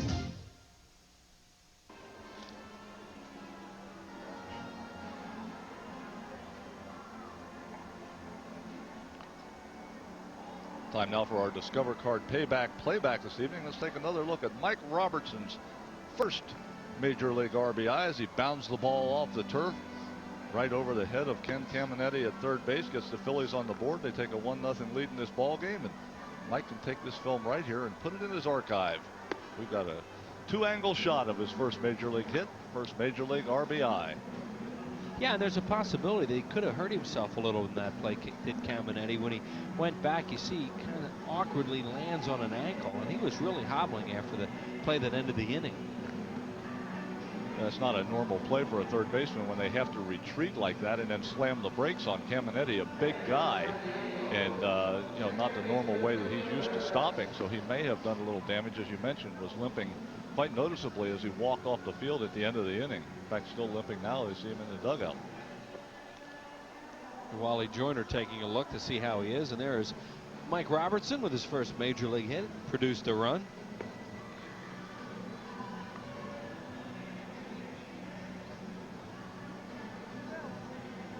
So the Phillies now with a 1-0 lead for Mark Leiter, who will face the top of the order in Kilvio Veras, Steve Finley, and Tony Gwynn when we get underway. No runs, 5 hits, and no errors for the Padres. You see the Phillies with the run on 4 hits and no errors. Leiter got away with some walks in the first inning.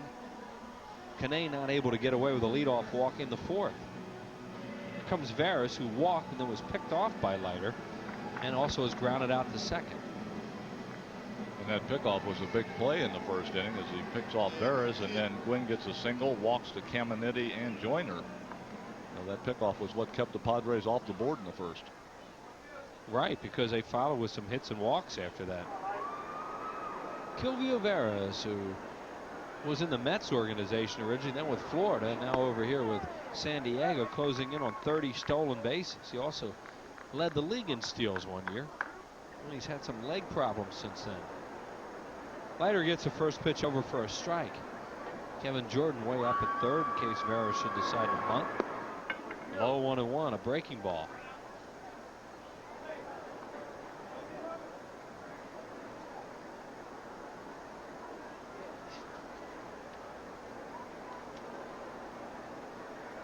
One ball and 1 strike to Kilvio Veras. Hard ground ball, but right at Mickey Morandini. Throws him out. And the leadoff man gone here in the 5th. Homestand continues with the San Diego Padres. Well, there's another game tonight if you want to come on out. So think about it. It's a beautiful night here at Veterans Stadium. Then tomorrow night at 7:35. Wednesday, 105, Mellon PSFS Pride of the Phillies poster featuring Curt Schilling. Also Curt Schilling on the mound for that one. 215-463-1000. That game at 105, the final BPS of the year. Finley has struck out twice. He's been throwing him a lot of splitters that he's chased. There's a first ball fastball. Finley coming into this game not swinging the bat real well. And that's very rare if the Phillies ever see that. This guy seems like he's always hot when the Phillies face him.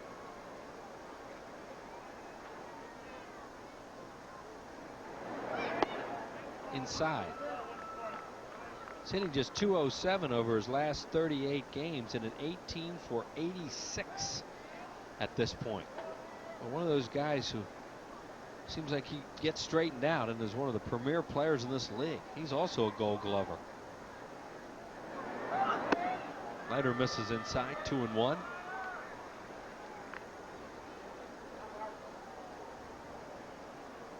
Mark Leiter was 77 pitches, a lot of them coming in a long first inning. 45 strikes, 32 balls. We are in the 5th. Yeah, and that strike ball ratio was way out of whack in the first inning. Mark working his way back into the game now as he has been much more effective in the last 3 innings. Beats it foul first base side. He's thrown 15 first pitch strikes and 5 balls. So, as you say, working his way back into a good ratio after that first inning. Well, that kind of situation is one of those. It's like a batting average. Once you get in a bad ratio early in the game, it takes a while to work your way back out of it. Leiter seems to be working that way. Galen Cisco has to be much more happy about what he's done in the last 3 than the way Leiter worked in the first. 2 balls and 2 strikes. Strike 3 call, a fastball in the inside corner, and Finley has the hat trick and 3 at bats. 2 outs and nobody on base. Mark got him to chase a couple splitters early. This time freezes him with that tailing fastball on the inside corner. Finley decided, I'm not going to swing at the bad ball in the dirt. Takes the heater on the inside corner. Much lighter when he throws the ball. He always looks like he's covering up, like he expects that line drive back up the middle. He's ready. Yep, you got to be ready. See Finley saying to Eric Gregg there, he thought that pitch was inside. Tony Gwynn, ho-hum, 2 for 2, batting at .384 on his way to an 8th National League batting title, which would tie Honus Wagner for for the National League lead in that category. And Ty Cobb had 12 of them for the Major League record. What a machine this guy is. And if he just wants to stick around a few more years, he'll get his 3,000 hits, which would be appropriate. He has had 14 consecutive 300 seasons, and that will be 15 after this year. Yeah, there isn't a slump around that's going to take him under 300 this year. No, not when you're hitting 384 with 482 at bats. And he's turned on a lot more balls this year. He has over 100 RBIs for the first time in his career. And you see right there, he jerked the ball way foul. Well, there was a time the last couple of years when you could just work Gwynn away, and he didn't have the ability to spin on the pitch on the inside. But this year he's been healthy, and that really has made a difference in Tony Gwynn's power numbers. As you mentioned, the 103 RBIs already a career high, and the 16 home runs also a career high for Tony Gwynn. Breaking ball. Is that a rare strikeout? It is. Oh, we've done something special. Hardly ever strikes out. You're watching Phillies baseball on Sports Channel. Take a look at this. You won't see it very often. Tony Gwynn on a check swing, strike 3.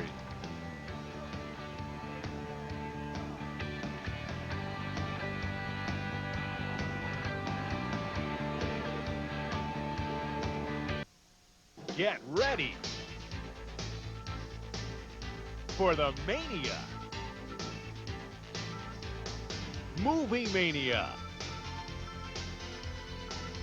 Summer Movie Mania begins this May only on Prism.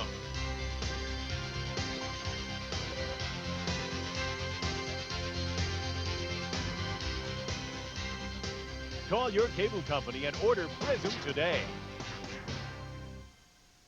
Flutie did it! He got Phelan in the end zone! Touchdown! Oh, the band is out on the field! He's going to go into the end zone! He's going into the end zone! The plays last only a few seconds, but the memories live forever. Get into the game. Recapture the spirit. Catch the strategy. Bask in the glory. Honor the tradition at the College Football Hall of Fame in South Bend, Indiana, where the play never ends. Budweiser. I can't believe they went with the frogs. Louis. Our audition was flawless. Louis. We did the look. Huh? We did the tongue thing. Mm-hmm. That was great. Louis, frogs sell beer. That's it, man. #1 rule of marketing. The Budweiser lizards. We could have been huge. Hey, there'll be other auditions. Oh, yeah, for what? This was Budweiser, buddy. know. This was big. Those frogs are gonna pay. Let it go, Louis. Let it go. We are in the bottom of the 5th inning, game #1. We'll have all of it for you tonight on Sports Channel, so don't touch that dial. Larry Rosen will be back for play-by-play with Teak in the 6th inning. Chris Wheeler with you for a couple tonight to give Larry a little breather.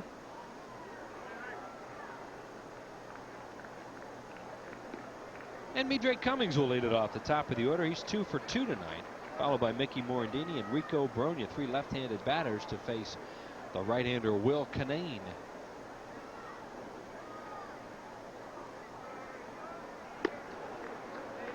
Inside, ball 1.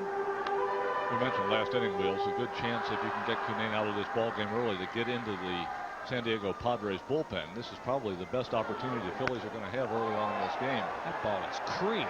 Finley plays really shallow, and he won't get there, and it's going to bounce over the wall for a ground rule double. His 13th double of the year. Finley plays one of the more shallow center fields in the league, and he had no shot to run that one down.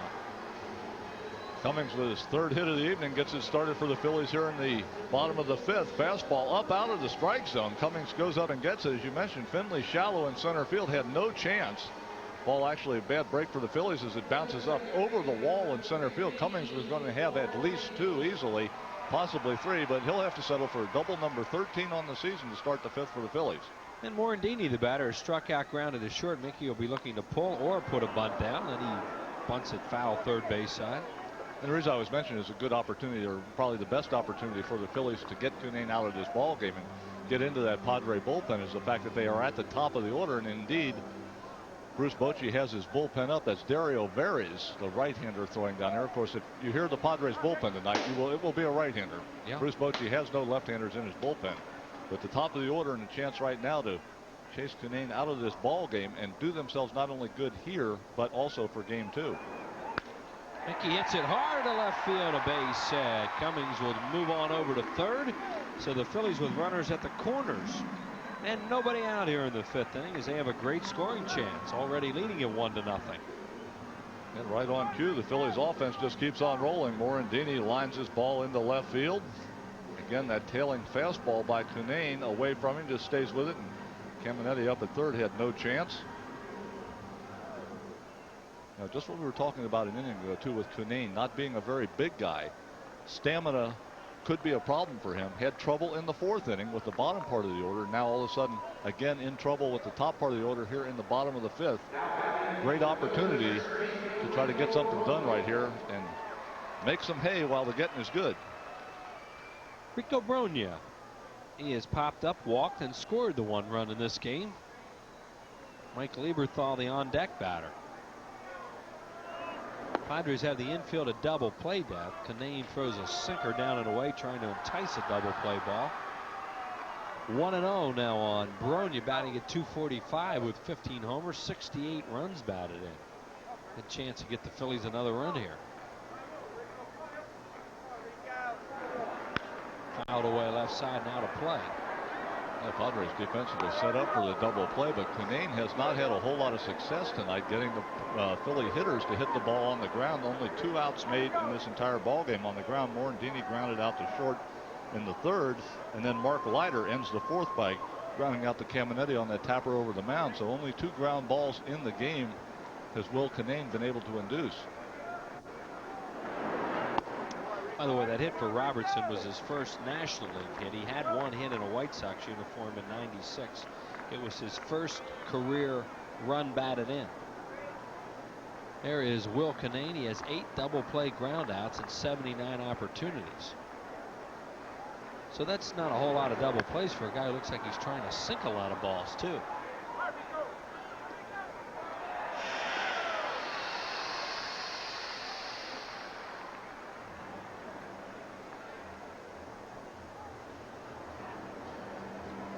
Two balls and 2 strikes now.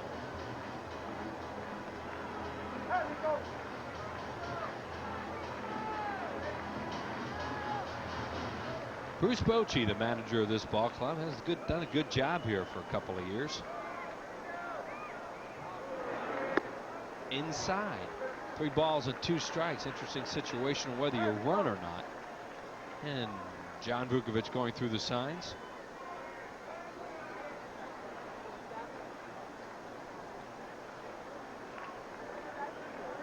We shall see. He goes, and it's low. Ball 4, and they have him loaded.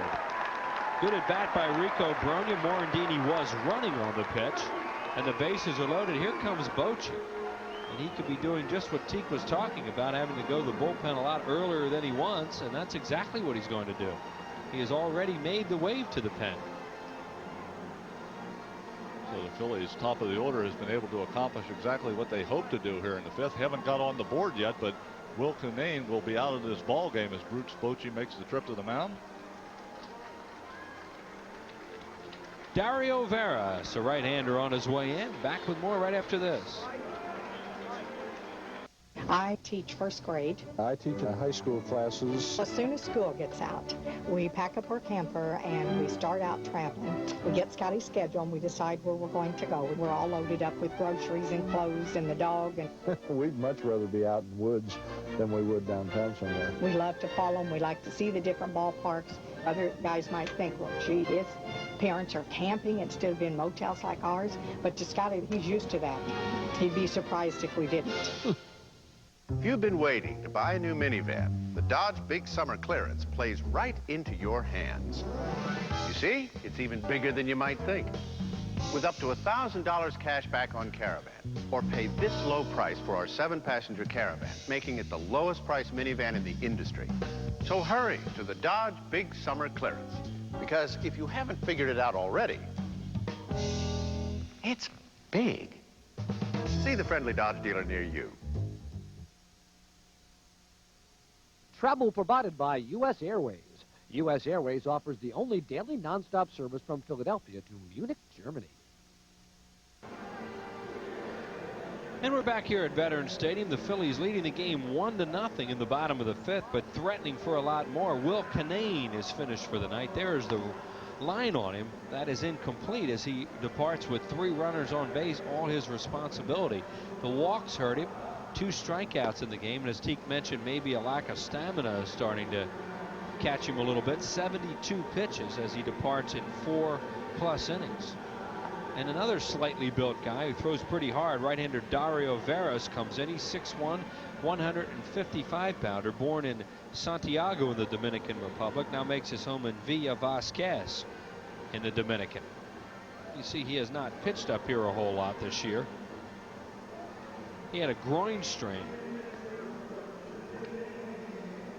and also some shoulder problems this season. So Veras has not pitched a whole lot. He was down at AAA Las Vegas and was recalled on August the 8th when Jim Bruschi was placed on the disabled list. Ken Caminetti, as you saw there between innings, had gone into the dugout. We've shown several shots of him. He does seem to be limping noticeably after that play in which Mike Robertson got his first National League hit and RBI. Well, it's going to take more than a sprained or twisted ankle to get Ken Caminetti out of the ball game. Mentioned Veras, a hard thrower, 15 innings worth of work, 16 strikeouts. So he has the ability to come up with the strikeout pitch. With the Phillies in pretty good shape right here. Bases loaded, nobody out. Mike Lieberthal, the number 4 hitter at the plate. Lieberthal 0 for 1 with a walk. Infield a double play depth. Swing and a miss at a first ball slider. These guys would gladly give up a run here with the Padres for a double play. There are the runners. Midre Cummings at third. Mickey Morandini at second. And Rico Brogna with a walk on at first base. The table is set. Yeah, it sure is set for Lieberthal. You see him with the bases loaded. He does have 1 career grand slam. Veras fastball slider pitcher. There's a fastball. Oh, did he have a rip at that?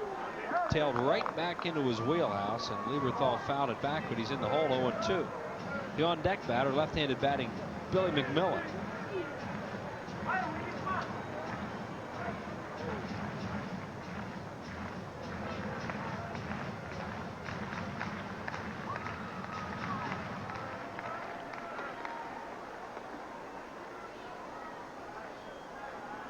No balls and 2 strikes to Lieberthal.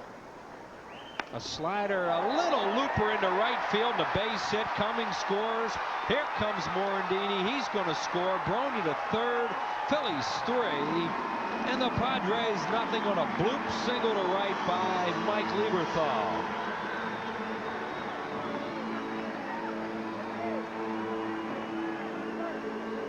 Well, it wasn't pretty, but all of a sudden Mike Lieberthal gets this fastball. He doesn't know where it's at. He's looking up, thinks he popped it up. It's actually flaring over the head of Wally Joyner at first base. Mike couldn't find the ball, but it was in a perfect spot right down the right field side. Veras has to go out. They don't all have to be line drives, Mike. That's a 2-run laser off the bat of Mike Lieberthal. And Canane's in there thinking, doggone, those are my runs. Yep, that's right. Credit those 2 to Will Canane. And he's still responsible for another one as McMillan bats. 1 for 2 in this game. He's flied out and single.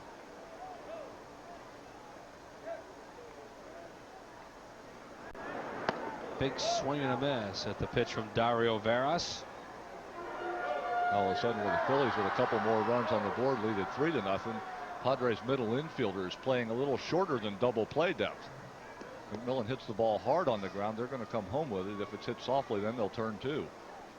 So the score has dictated the Padres have to tighten up that infield defense a little bit. Brogna the runner at third, Lieberthal on at first. Outside. First baseman Wally Joyner's kind of playing off Lieberthal at first, figuring he's not going to run.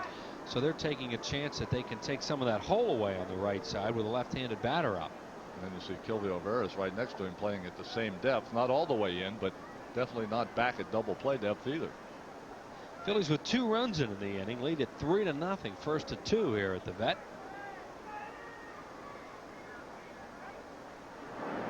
McMillan fouls it out of play, left side. Dario Veras, no relation to Kilvio, is appearing in his 4th lifetime game against the Phillies. Prior to this, 1 1/3 inning, 1 hit, no earned runs. So the Phillies have seen a little bit of him and know that he's a sinker slider guy. He got ahead of Lieberthal 0-2, and then Mike got the bloop single. And now he's ahead of McMillan 1-2. See, wants a high fastball there. Does Hernandez, and it comes in high, 2-2. Did not get him to chase. And that's a pitch that they were looking for a strikeout on. They weren't looking for a double play when you throw a high fastball in that situation. They were looking to try to strike out McMillan and then be able to get the double play to get out of the inning. Didn't work.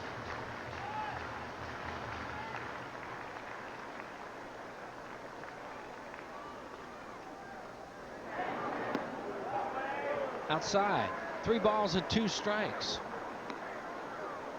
We're in a potential running situation again here. That was kind of a strange pitch by Veras as he slowed his arm motion way down. That pitch well off the outside part of the plate to McMillan. It's a changeup. Yeah, he normally throws fastball slider. And it wasn't a very good one either. Yeah, as you said, you could see his arm stop. If we can see it, you can certainly think the hitters can. Lieberthal leads off first. And Veras steps off. Probably unlikely that he'll go. I don't think they've seen enough of McMillan to know whether or not he's going to swing through pitches in this situation. Lieberthal, of course, not a good base runner who won't get any kind of a jump. Not that he's not a good base runner. I mean that he's not fast. So we'll see. He does not go, and it is low again. Ball 4, and they're loaded once again. So the Phillies continue to put a lot of pressure on the Padres in this inning.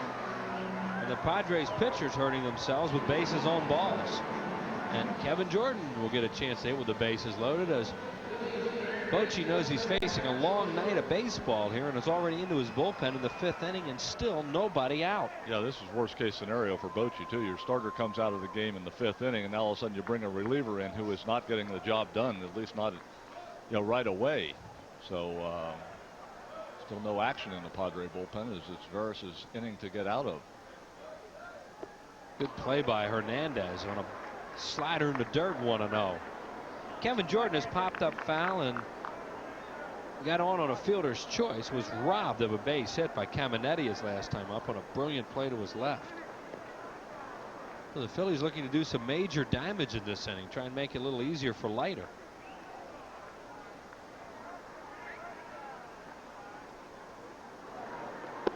Low, 2-0. Let's give the Phillies offense a little bit of credit here too. You're in a position sometimes to deliver a knockout punch, and it does not always happen, but the top of the order has been very productive. All of the first 5 hitters have reached base in a situation where you hit Canane on the ropes. Might have been tiring just a little bit. All the elements were there, but the Phillies hitters have been able to take advantage of that. 3 hits and 2 walks for those 5 base runners. 2-0 now to Kevin Jordan. Fastball, and he fouls it out of play right side.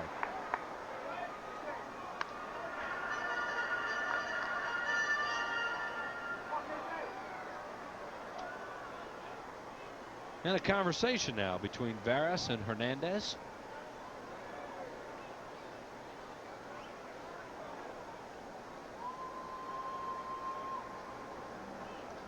The point of that conversation, very briefly put, is you better throw strikes. You don't have anywhere to put him. Don't get too cute. Kevin Jordan also knows that, so he should be loading it up pretty good here. Another fastball, and he rips it through the middle. 1 run scores. Lieberthal held at third. They go 1 at a time. 4-0 Phillies. Still nobody out here in the 5th inning, and that will complete the line on Will Canane. RBI number 18 for Kevin Jordan. And there is Canane, who will be charged with 4 earned runs. And loaded up does Jordan as he gets that fastball right down the middle at the belt and slams it back through the middle. Run number 3 of the inning for the Phillies in the form of Rico Brogna. Run number 4 in the game. Keep the line moving. And Mike Robertson, the batter, got that infield single. He had gone 1 for 7 in the uniform of the White Sox in a brief trial with Chicago. Now has a National League hit. And this pitch is over. Breaking ball for a strike. Hit a fly ball to left his first time up.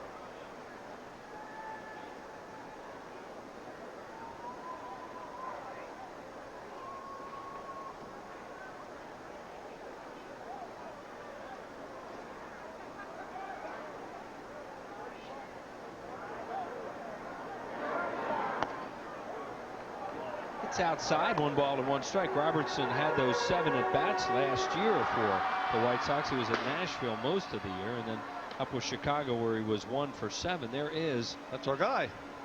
The Budweiser guy. Jim Bruschi. Jim Bruschi, right. Bruce Bochy didn't want to have Jim Bruschi up at this part of the ball game, but Dario Veras just not able to get anybody out so far. He just brought him off the DL. That's hit hard to right. It's going to drop in. 2 more runs are going to score. Robertson on his way to second, and he has a double. Kevin Jordan over to third. The Phillies with 2 more runs. And they have broken this baby open with a 5-run 5th inning. Now lead at 6-0, and they're still alive with nobody out. Well, Mike Robertson's first RBI as a big leaguer was a chopper off the plate. This one a liner into the right field corner as he sends Tony Gwynn all the way over there. Phillies just keep the line moving. Mike Robertson rides in Mike Lieberthal, Billy McMillan right behind him. Phillies now with 5 runs in the inning, 6 in the game, and still nobody out. The top of the order is doing good, and now Veras is going to intentionally walk Kevin Stocker, the 8th hitter in the inning, to reload the bases again. So Mark Leiter will be the 9th hitter in the inning. He will come to the plate with the bases loaded and still nobody out. Nice situation for him. He batted with the bases loaded last time up. I'll tell you what, those guys listen good downstairs. You talk about, okay, this is a chance to put the knockout punch on them. First 8 guys on base, get the pitcher up with bases loaded and nobody out. That's Pretty a knockout. They did good. Yeah, they did. They done good, and we're going to be scratching on this card because we're going to go for a bat around plus in this inning. Yeah, and you know, Bruce Bochy, I mean, they've already given up 6, and now they walk a batter. He's looking for an out here in Leiter, but by doing that, I mean, you're going to assure that the top of the order plus comes up. Unless he hits into a double play. I was going to say, in this situation, you almost would be very happy if Mark Leiter just goes up and strikes out. Right. Because now you've got the bases loaded, 1 out, and the top of your order coming up again. Exactly. I mean, strikeout is not the worst thing in the world at this point in the ball game. The one thing you want him to do here, if he doesn't get a hit, obviously, is make 1 out.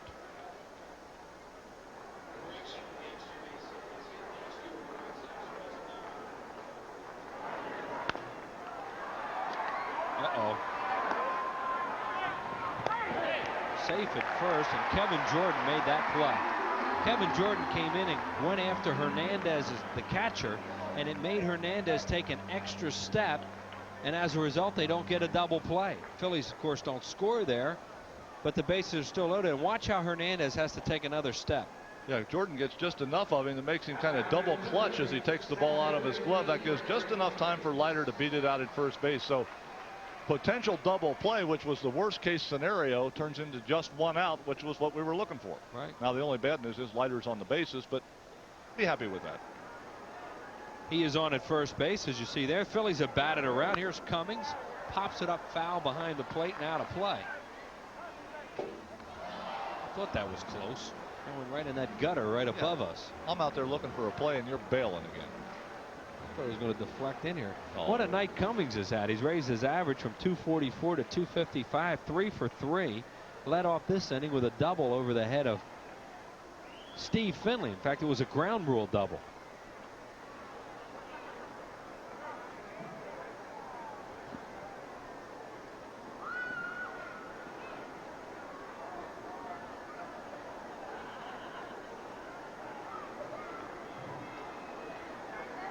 No balls and 1 strike. Bases loaded to Cummings. Whoa. 1 ball and 1 strike.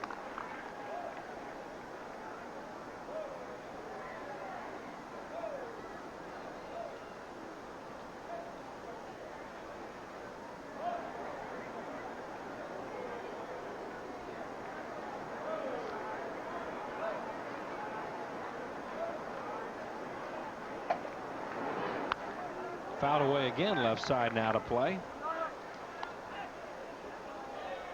Phillies have batted around in the inning and scored 5 times. They still have them loaded with Mike Robertson, the runner at third base, Kevin Stocker at second, and pitcher Mark Leiter on at first on the fielder's choice. And a count of 1 ball and 2 strikes on Midre Cummings with Mickey Morandini on deck.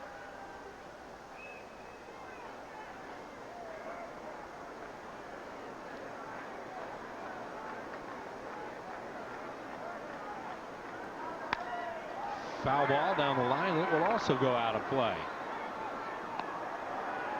Veras on the gun at 93. Throws pretty hard. Tries to sink the ball. Throws a lot of sliders and a rare changeup. And you see Midre Cummings with the bases loaded. He has yet to hit a grand slam home run in his major league career.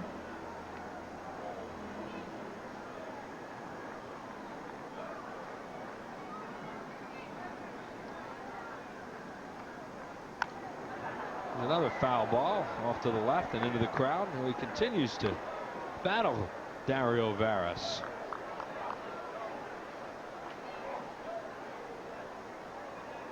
You're still jumpy too, aren't you? I don't like this. Have faith. I'll protect you. We ain't fast enough to get to those kind.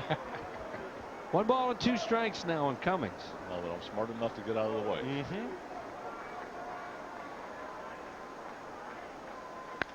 Looper into center field. That's a base hit. 1 run scores. Here comes another run to the plate. It's cut off. 2 more runs score, and the Phillies are having an enormous inning. They have now scored 2 more runs, and they lead it 8-0. It's a 7-run inning. Their biggest inning this year has been 8 twice. Cummings with his 4th hit of the ball game. You see that pitch tailing out of the strike zone, just able to flip it into center field. Gets himself a couple of more RBIs. So Steve Finley's throw to home plate cut off by Wally Joyner as Kevin Stocker slides across the plate. Mike Robertson, of course, standing up first, and Stocker on the ground. 7 runs in the inning for the Phillies. And another pitching change. And Bruce Bochy is back to the mound. Well, it looks like that Jim Bruschi is going to come on. Dario Veras not able to get the job done. 8-0 Phillies. Back with more after this. Every day there are more and more demands on your time. So you should demand more from your bank. Like the ease of banking by phone. Banking from just about anywhere by PC. Or anytime by ATM. And the convenience of full-service banking 7 days a week at all of our supermarket locations. To find out more, stop by any of our offices or call us at 1-800-MELON-24. Mellon, it's where you're going. If you want more standard power than Accord and Camry and more passenger comfort starting at $16,695, then you want Ford Taurus. This is the car I wanted. The right price, the right time. Now is the time during Ford's factory authorized clearance. With $1,500 cash back, Ford Taurus is clearance price starting at $16,695, nicely equipped. It's safe, it's powerful, and it's affordable. Ford Taurus, the one you want during Ford's factory authorized clearance at your Quality Plus Ford dealer. Well, it has been some inning for the Phillies. They now lead at 8-0. They have scored 7 runs in this inning, 6 hits and 3 walks. So they are 1 off their biggest inning of the year. As I mentioned, it was 8 twice, once at Florida in the 9th inning and also at Pittsburgh. And that came a week apart.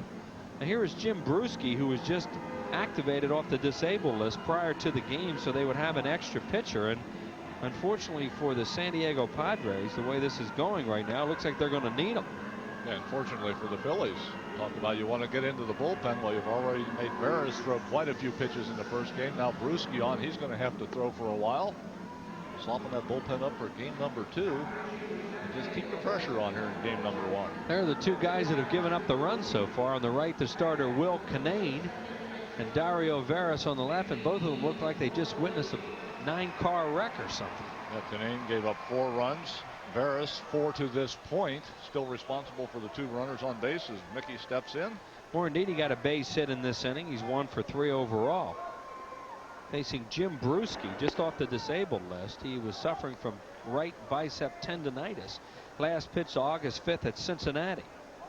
He's a 6'1", 185-pounder. Went to camp this year as a non-roster invitee.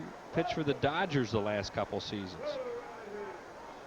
Morandini fouls it out of play left side. Bruschi, coming into this season, had been in just 20 major league games with an earned run average of 5.16.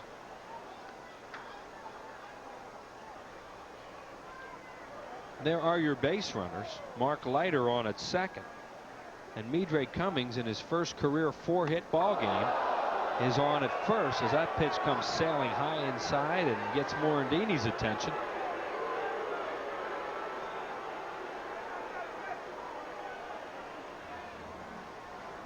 I think the crowd reacting after the situation in the last couple nights. This is the pitch that got away from Bruschi up and into Morandini. Last thing in the world he's going to do in this situation is start throwing at somebody. They're trying to figure out a way to get out of this inning. And another high fastball misses, and it counts 2-2 on Mickey.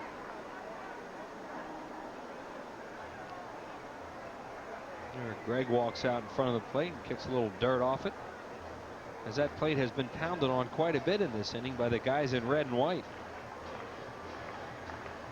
7-run inning for the Phillies. Still only 1 out, 2 men on. 2-2 on Morandini. Breaking ball, a backdoor breaking ball. He didn't like the call. He said something to Eric Gregg as he walks by, and that's the 2nd out of the inning. Second time tonight Morandini has not agreed with the call by Eric Gregg, and I think he might have had a legitimate complaint. Yeah, that pitch was probably a little bit outside. Yeah, Mickey's already getting set for the next one, and Eric sends him back to the bench. Rico Brogna takes a curveball over for a strike. Rico has walked twice and scored once in this inning.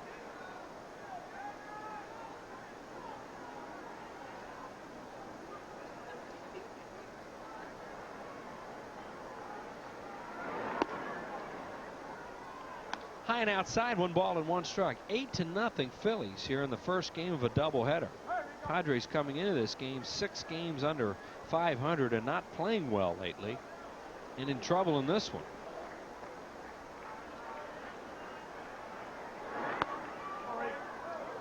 Two and 1. Bruschi, born in East St. Louis, Illinois, now makes his home in Tempe, Arizona, as we mentioned, with the Dodgers organization. Pitched at Albuquerque and LA the last couple years. Originally selected by Cleveland as a first-round pick. A strike called. That was back in June of 1986.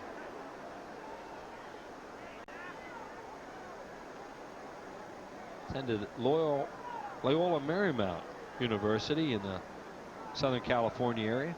2-2. Fouled back by Brogna. Phillies have 7 runs in the inning on 5 hits. Or 6 hits. And of course those walks mixed in. And give Kevin Jordan some credit too for that slide he made at the plate. That kept the inning going and helped the Phillies score more. Low. Ball 3, 3-2. So now Leiter at second and Cummings at first will be off on the pitch.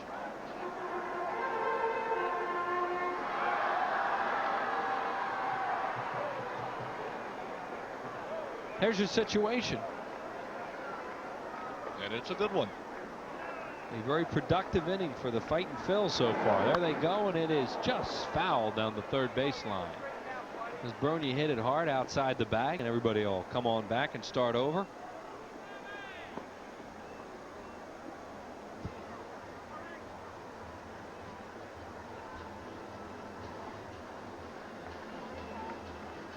There's Mark Leiter, who has a nice little 8-0 lead to take into the bottom of this inning, or to the top of the 6th inning. 3 balls, 2 strikes, 2 outs.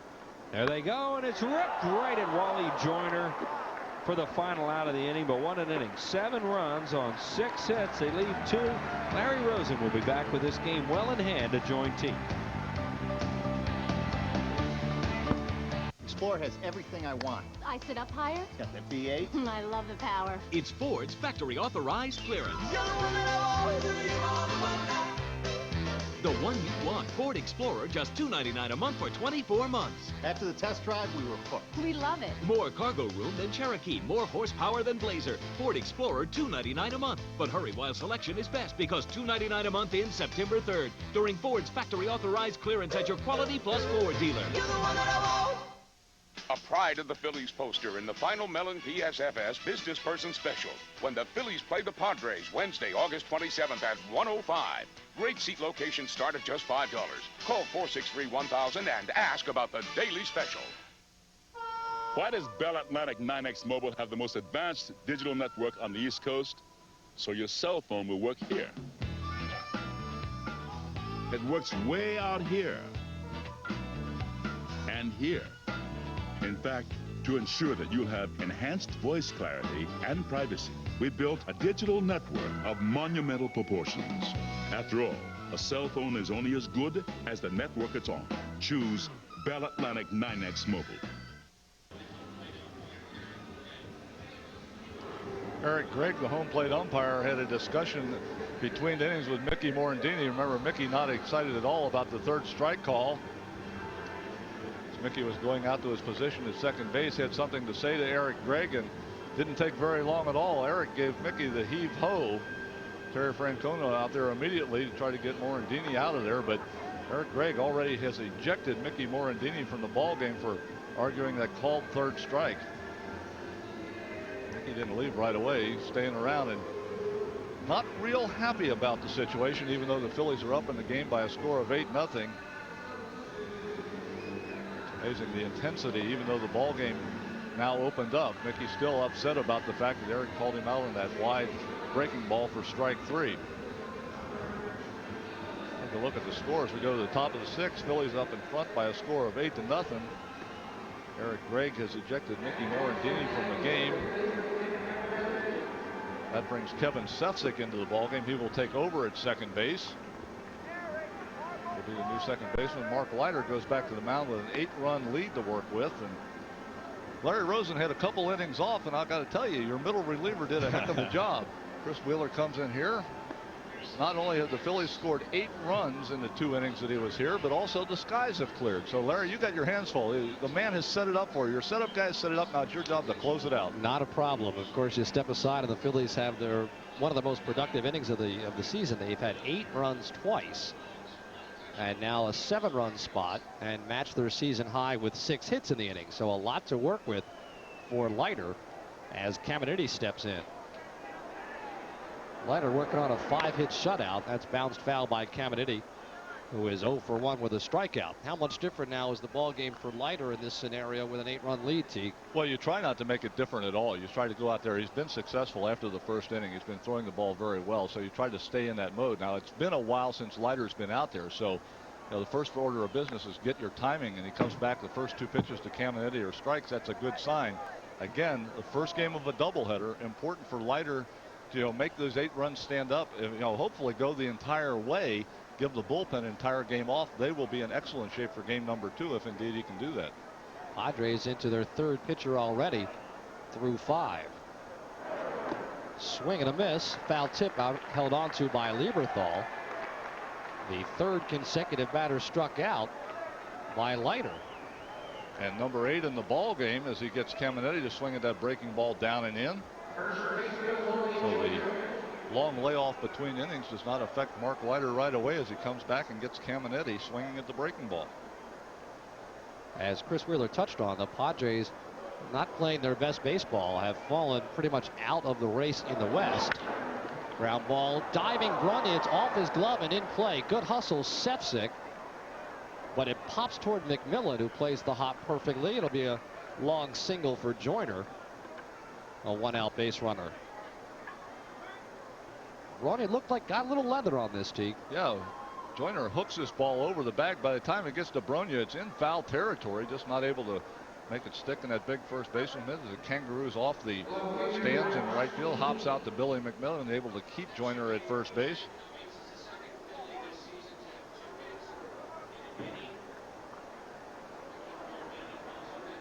Mark Sweeney is 0 for 2.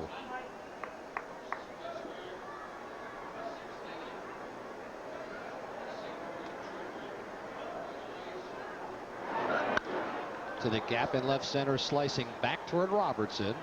Out number 2. A great looking blue pullover workout jacket with the Phillies logo on the front for all fans 14 and under will be yours. Compliments of Bell Atlantic Mobile on Jacket Day, Sunday, September 14th. Against the Reds, a 1:35 start. A great item for back to school fall weather. Fun for the whole family. Call 463-1000 or stop by the Vet Stadium ticket office for ticket information. Bring up Chris Gomez with 2 outs and Joyner still on first base. Phil's up 8-0. Top 6, game 1 of our doubleheader. Off-speed pitch, strike call. Leiter's been much more economical in terms of number of pitches used since that first inning when he had 3 walks and was lucky to escape unscathed.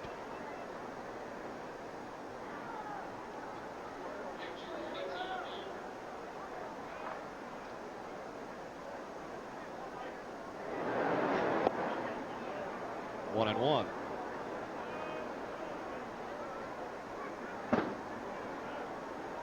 With Sefcik now in the ball game and Rolen apparently unavailable, good to have Rex Hudler on the bench. So if you have a problem anywhere in the infield, you still have Hudler to go to.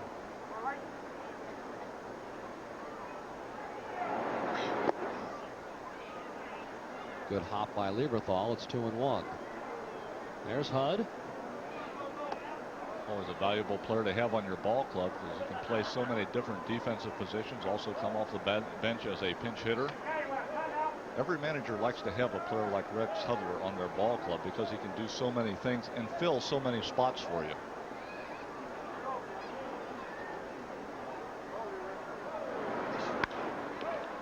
Fair ball. Jordan goes short way. Got good play on the backhand side by Kevin Jordan. And Mark Leiter is through inning number 6, still carrying a 6-hit shutout. Fills up 8-0.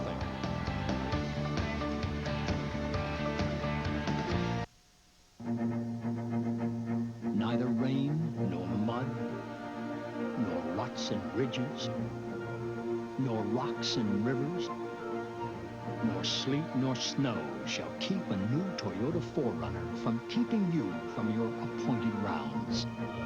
Power you need and all the room and comfort you want.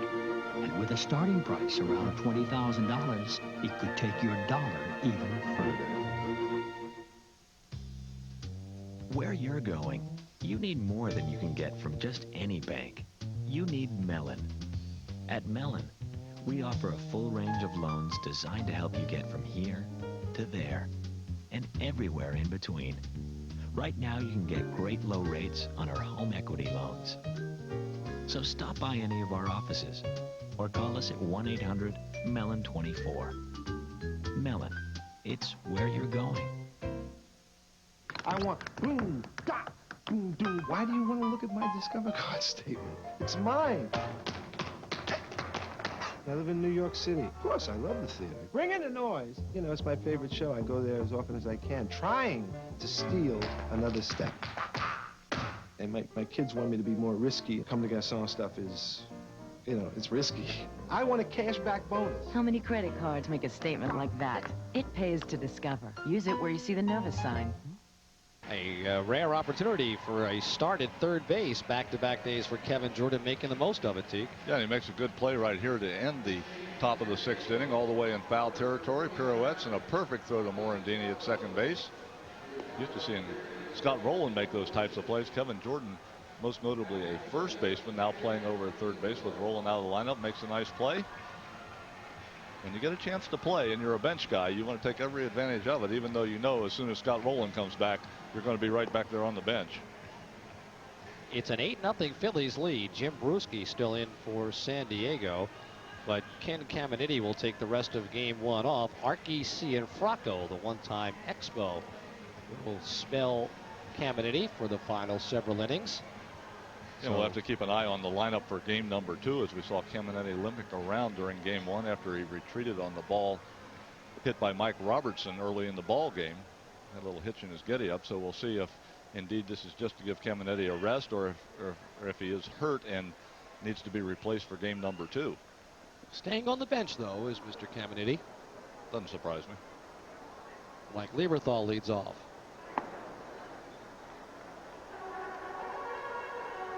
Trying to recall if I've ever remembered a Mickey Morandini ejection. They're looking to see if that was a first-time career ejection for Mickey, because that's fouled straight back by Lieberthal.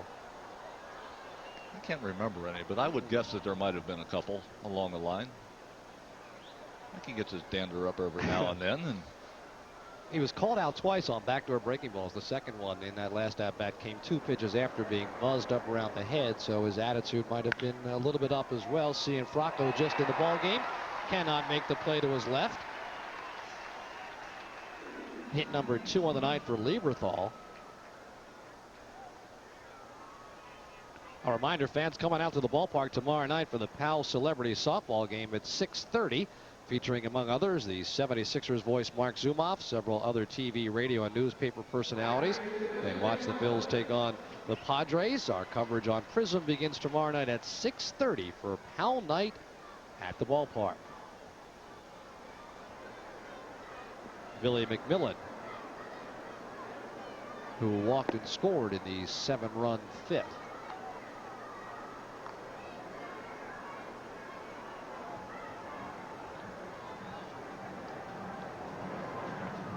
Playing behind Lieberthal yet again is Wally Joyner. Foul at the plate, 1-1. In fact, as we look back at that 7-run 5th inning, only Kevin Jordan, who was forced out at home plate on the tapper by Mark Leiter, and Leiter himself did not score in that inning. Everyone else in the lineup got to put a little tally in their run scored column.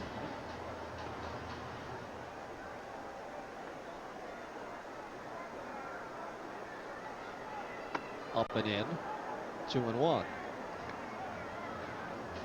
Precisely the scenario that Terry Francona would have hoped for in game 1, with a relief pitcher, Ryan Karp, set to start game 2. He's got 6 shutout innings from Leiter already. McMillan pulls that foul wide of first. It's 2-2. And of course, then on the other side of the card, Bruce Bochy not getting anything of all of what he wants. Will Kinane did well through the first 3 innings, gave up the single run in the 4th, and then all of a sudden the major explosion by the Phillies, a 7-run 5th inning, and he is now 2 pitchers into his bullpen and probably going to be deeper yet before this game is over. Off speed pitch, could be 2. Veras 1. Gomez double play. 4-6-3. Hard hit by McMillan. Teague, when you bring a relief pitcher in to start and you get 3-4 good solid innings, sometimes it goes in an awful hurry, and that's got to be hard to judge for a manager or pitching coach. They didn't quite get to Kinane fast enough. Well, I think, you know, a relief pitcher, when you put him out there in a starting role, you don't know how long he's going to last. Number one, physically, he's not conditioned to pitch a lot of innings. You know, you're more like a sprinter. You go hard and fast for a while. You know, a starting pitcher is more like a endurance runner, a long distance runner. So you really don't know when it's going to go, and it did go in a hurry on Kinane. Cianfrocco on 2 hops, and the Phillies are down in the 6th, still up by 8-0 as we head to the 7th at the vet.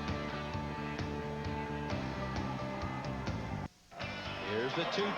He struck him out. Hits it hard to right field. It is gone. He's got him. Yes, he does.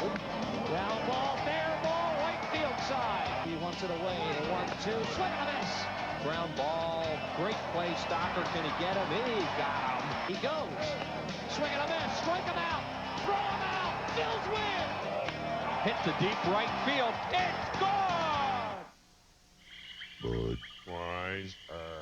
I can't believe they went with the frogs. Louis. Our audition was flawless. Louis. We did the look. Huh? We did the tongue thing. Mm-hmm. That was great. Louis, frogs sell beer. That's it, man. #1 rule of marketing. The Budweiser Lizards. We could have been huge. Hey, there'll be other auditions. Oh, yeah, for what? This was Budweiser, buddy. know. This was big. Those frogs are gonna pay. Let it go, Louis. Let it go. Where you're going, you need more than you can get from just any bank. You need Mellon. At Mellon, we offer a full range of loans designed to help you get from here to there and everywhere in between. Right now, you can get great low rates on our home equity loans. So stop by any of our offices or call us at 1-800-MELLON24. Mellon, it's where you're going. Get ready to roll with the Dice Man this fall on UPN. Get with the program, eh? Hits coming to UPN. As the sun begins to set in South Philadelphia, we are 6 innings complete. Game 1 of our doubleheader.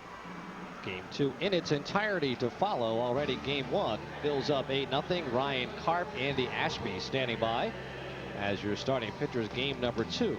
Both games in their entirety tonight on Sports Channel.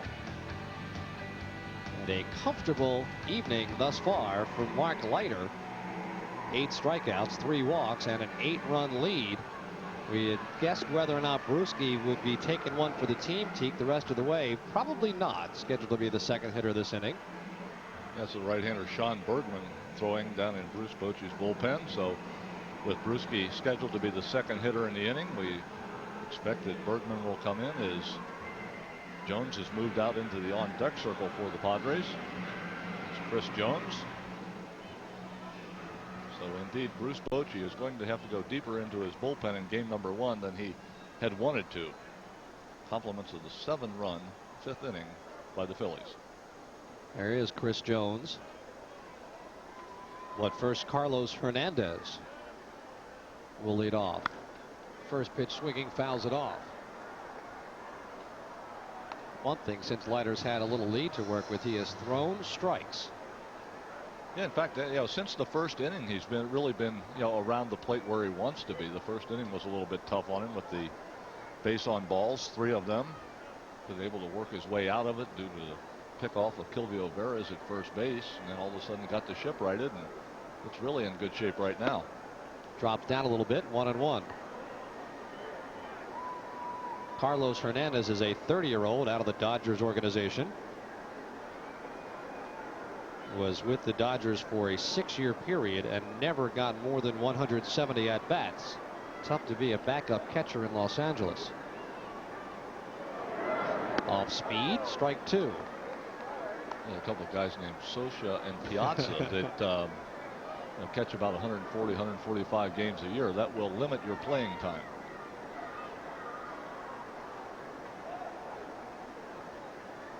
He is a native of Venezuela. There is only one other native of Venezuela to ever catch in the big leagues. And I believe he caught you. Mr. Virgil. No. Close. Right era. Baudilio Diaz. Did Bo Diaz catch you? Bobo, yes. Yeah, he caught you. Oh, yeah. The late Bo Diaz.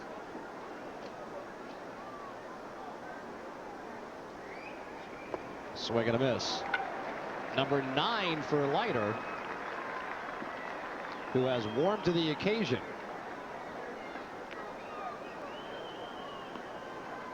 Take a look right here.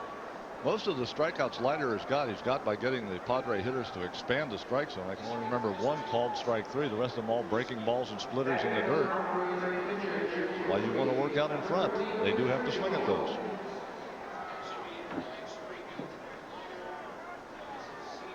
That ties his season high with 9 strikeouts. Had 9 back on the 18th of July against Pittsburgh. He'll now face the veteran Chris Jones.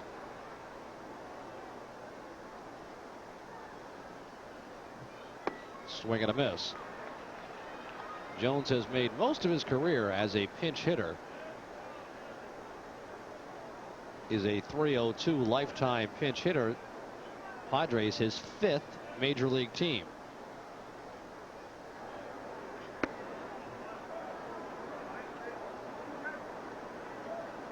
Leiter has reached 100 pitches.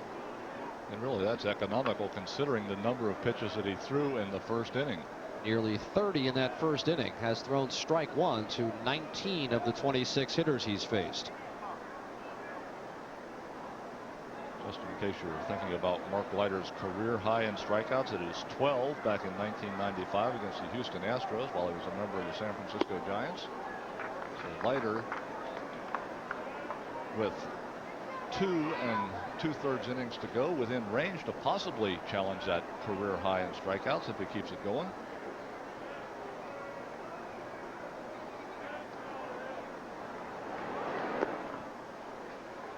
Two and two.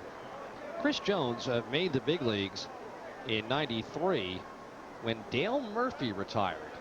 He retired as a Colorado Rocky, you may recall, and Jones was the man called up from Colorado Springs to take his spot. Had a 2-home run game against the Phillies a couple of weeks later off Kurt Schilling and Tim Mauser to right field. McMillan dead in his tracks. Out number 2.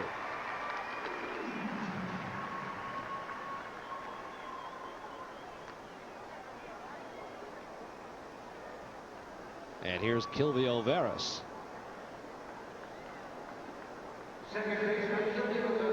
Veras got the Padre night off to an auspicious start, walked and was then picked off clean by Leiter in the first inning.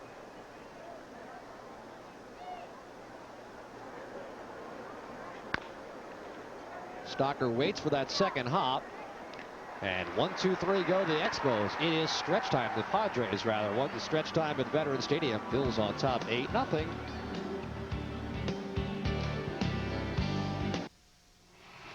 Say Merry Christmas. Did you have a good Christmas? Yeah, get lots of stuff. Yay! Get your horsey. Do something cute. You're just gonna sit there and grin? If you don't stop your friend from driving drunk, who will?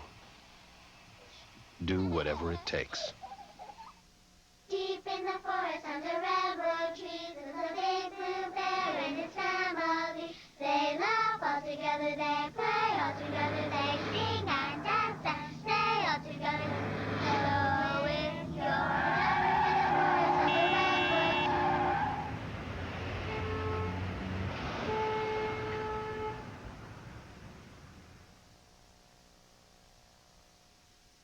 Midas, auto systems experts. Where you're going, you need more than you can get from just any bank. You need Mellon. At Mellon, we offer a full range of loans designed to help you get from here to there and everywhere in between. Right now, you can get great low rates on our home equity loans. So stop by any of our offices or call us at 1-800-MELLON-24. Mellon, it's where you're going. This is Dick Vermeil with an important message. Personal choice, the flexible, high quality, and affordable health coverage is available in Pennsylvania. Only from Independence Blue Cross and Pennsylvania Blue Shield. The folks you can lean on. The Phillies official magazine special yearbook edition is available now. A spectacular publication with fantastic color photos, terrific stories, player features, including one on Kurt Schilling called Kurt's Passions, Family, Fans, and Philly, plus some little-known facts about Phillies players. Magazine's $8 at the ballpark. You can purchase it by phone calling 463-1000 or mail a Phillies yearbook, P.O. Box 7575, Philadelphia, Pennsylvania 19101. And please add $4 for mail and handling. It's a real keepsake. We move to the bottom of the 7th, and yet another hurler for the San Diego Padres, Teague. Yeah, Sean Bergman, another right-hander on for Bruce Bochy's ball club, on for the 37th time this year. You see his numbers. Bergman, a sinker slider type pitcher, gets a lot of ground ball outs, throws everything hard and low in the strike zone. So Bergman going to get a little work here in game 1. And the Phillies now on their Bergman, the third reliever used by the Padres. They have 6 in their bullpen. They have now already used 3 in game number 1. That will weaken them just a little bit for game number 2. Facing Mike Robertson, who's had a huge night. Robertson, his first National League hit, his first National League RBI in the 4th on an infield chopper, and that's nearly his 3rd hit. Then he had a double to play a couple of runs in the 7-run 5th. He had 1 hit in a brief stint with the White Sox. It was a double. So that was not his first Major League extra base hit, but certainly his first multi-hit ball game.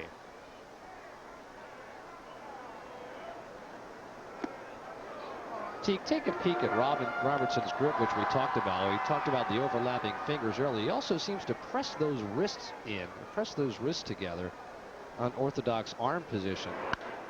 As he drills that to right field, Gwynn's got a look. Route number 1. Any guess what that might be for him? Well, you know, what the hitters try to do is the worst thing that can happen to a hitter is have the bat slip back into their hands. They want the bat out in their fingers more than back against the thumb. And Robertson, when he pulls those wrists together, actually forces the bat back out into the end of his hands where he can go ahead and use the wrist to turn the bat over and develop bat speed. Here's Kevin Stocker.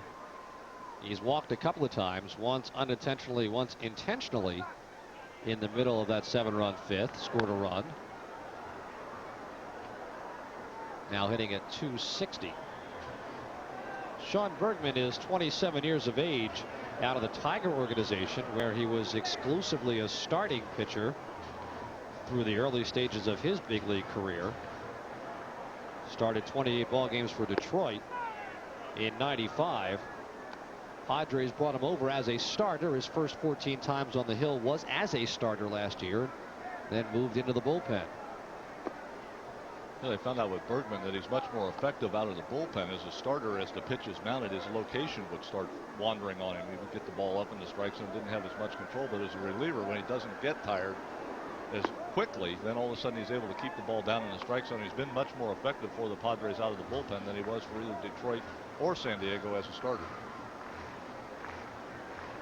Not a strikeout pitcher, just 66 strikeouts in 87 plus innings. High to short left field. Gomez calling all the way, and then Sweeney runs him off it for round number 2. And here's Mark Leiter. Should get a nice round of applause.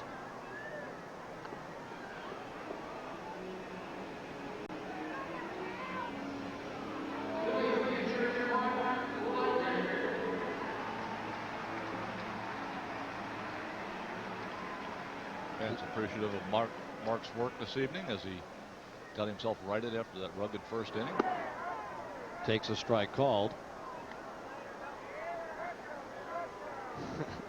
Don't touch my hat. Well, guy had a Padres jersey on. You got to imagine that it's a Padres hat. Now the Philly hat gets the cheers. The Padre hat gets the boos. Cheers, boos. 1, 2, 3. Go the Phillies in the 7th. We'll head for the 8th inning. Phil's on top. 8-0.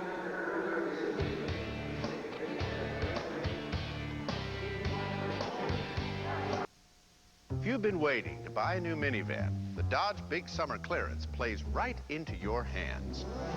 You see, it's even bigger than you might think.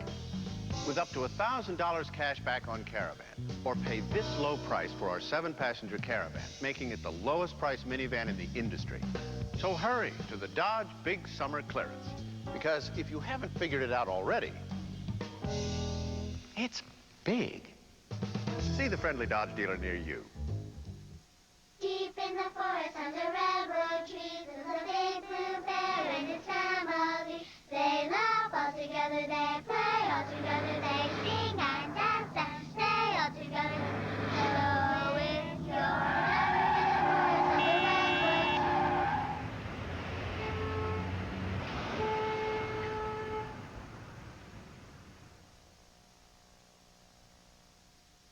Midas, Auto Systems experts. It's time for Bernie Williams to get into the batter's box and face a rock-hard ball coming from just 60 feet 6 inches away. Battling sinkers, sliders, curves, fastballs, and the occasional brushback. But Bernie doesn't sweat it. Hey, he's got a whole 1/10 of a second to react.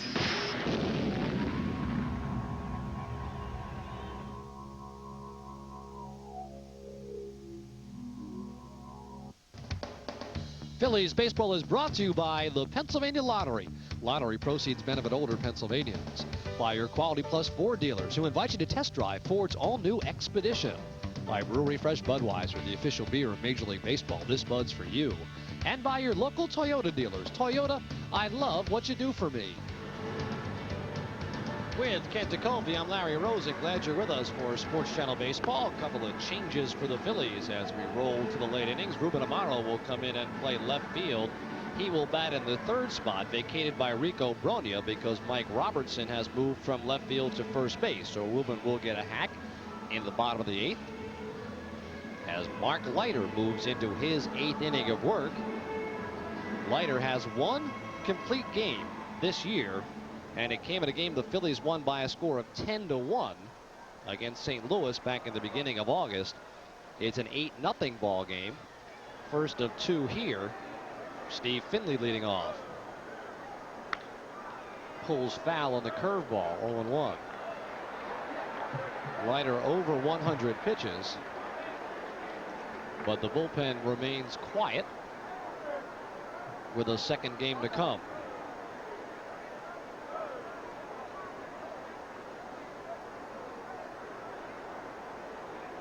Finley has struck out 3 times.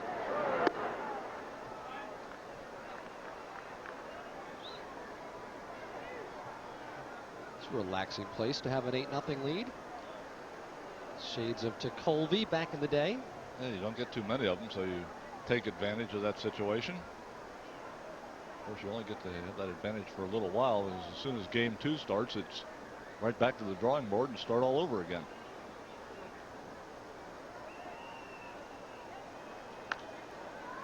Off-speed pitch, defensive swing, about 6 rows deep. Leiter has changed speeds very well. Fastball low 90s, splitter low 80s. Has matched his season high with 9 strikeouts, 3 of them against Finley.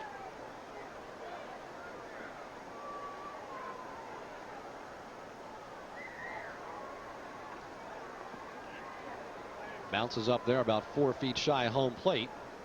2-2. Amazing he struck out Finley 3 times, but maybe not as amazing as the fact that he struck out the on-deck hitter, Tony Gwynn, once. On a check swing, of all things.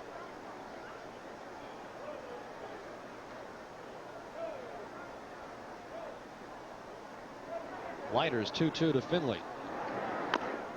Beaten foul at home plate, still 2-2.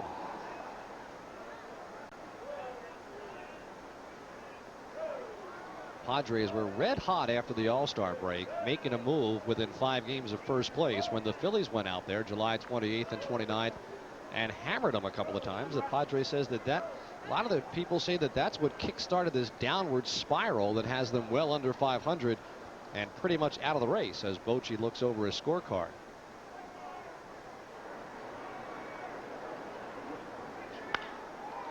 Robertson with the diving stab. He'll go it alone. Out number 1.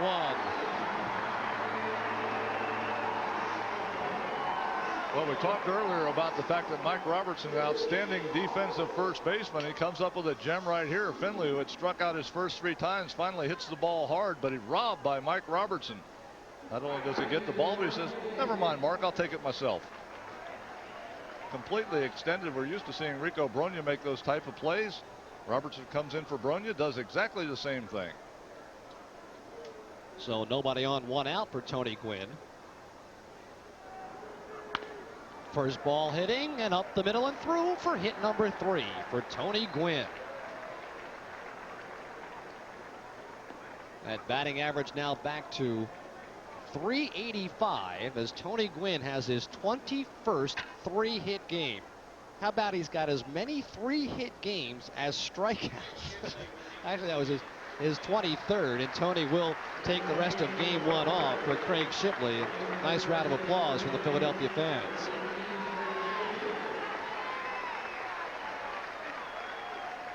Fans around the game of baseball have been blessed for many years to get the opportunity to watch that guy swing the bat. He is just something special. Of course, we hope now that he got those 3 hits out of his system, maybe he'll calm down a little bit in game number 2 if indeed he is in the lineup, and you would expect that Tony Gwynn would be in there. Now with 2,746 major league base hits, 3 away from Luke Appling for 40th on the all-time list. Marky Cianfrocco with his first at-bat came in for Ken Caminiti. Caminiti apparently hobbling through the middle innings. And we'll see his status for game 2.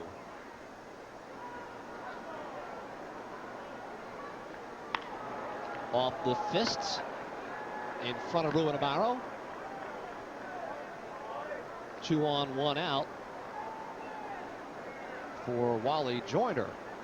A reminder, the world champions are coming to Philadelphia next Monday for a 1 o'clock game, then Tuesday at 7, Wednesday at 7. It is this historic meeting at Veterans Stadium, the final interleague games of 1997. Make your plans to come out. Order your tickets easily by phone at 463-1000. Inquire about the daily special or purchase tickets at the Center City ticket office of Mellon PSFS at Broad and Chestnut Street. Off speed pitch way out front was Joyner, who is 1 for 2 tonight with a walk. It's now an 8-hitter for Leiter, who has spread them out.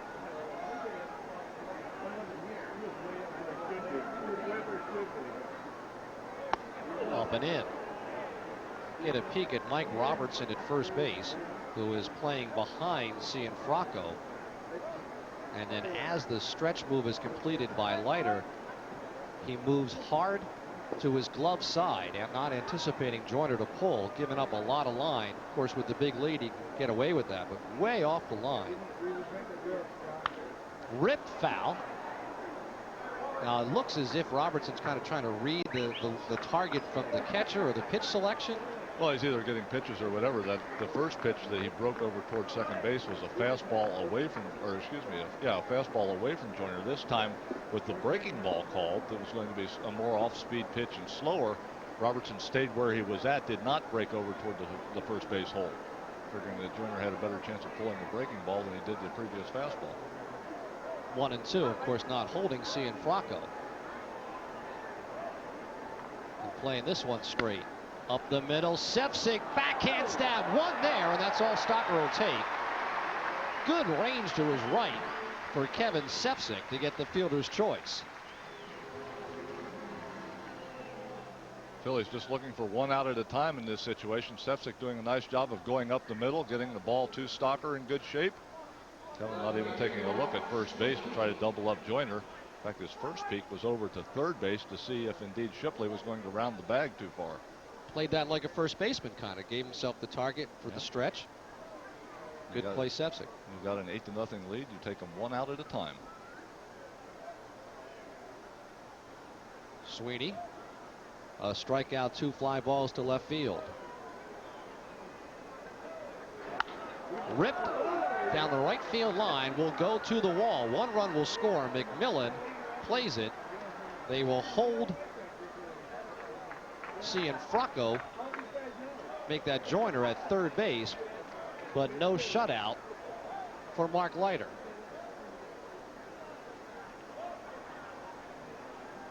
Mark Sweeney gets the Padres on the board, gets out in front of this pitch and lines it into right field.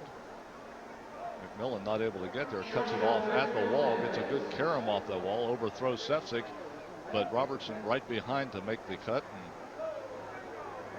hold Wally Joyner at third base. You see Craig Shipley trotting across the plate with the first run of the night for the San Diego Padres.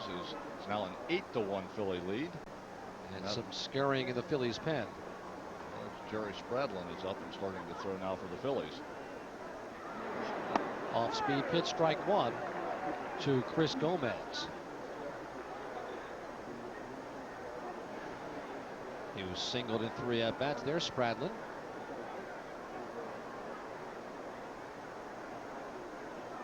The most often called number by Terry Francona this year.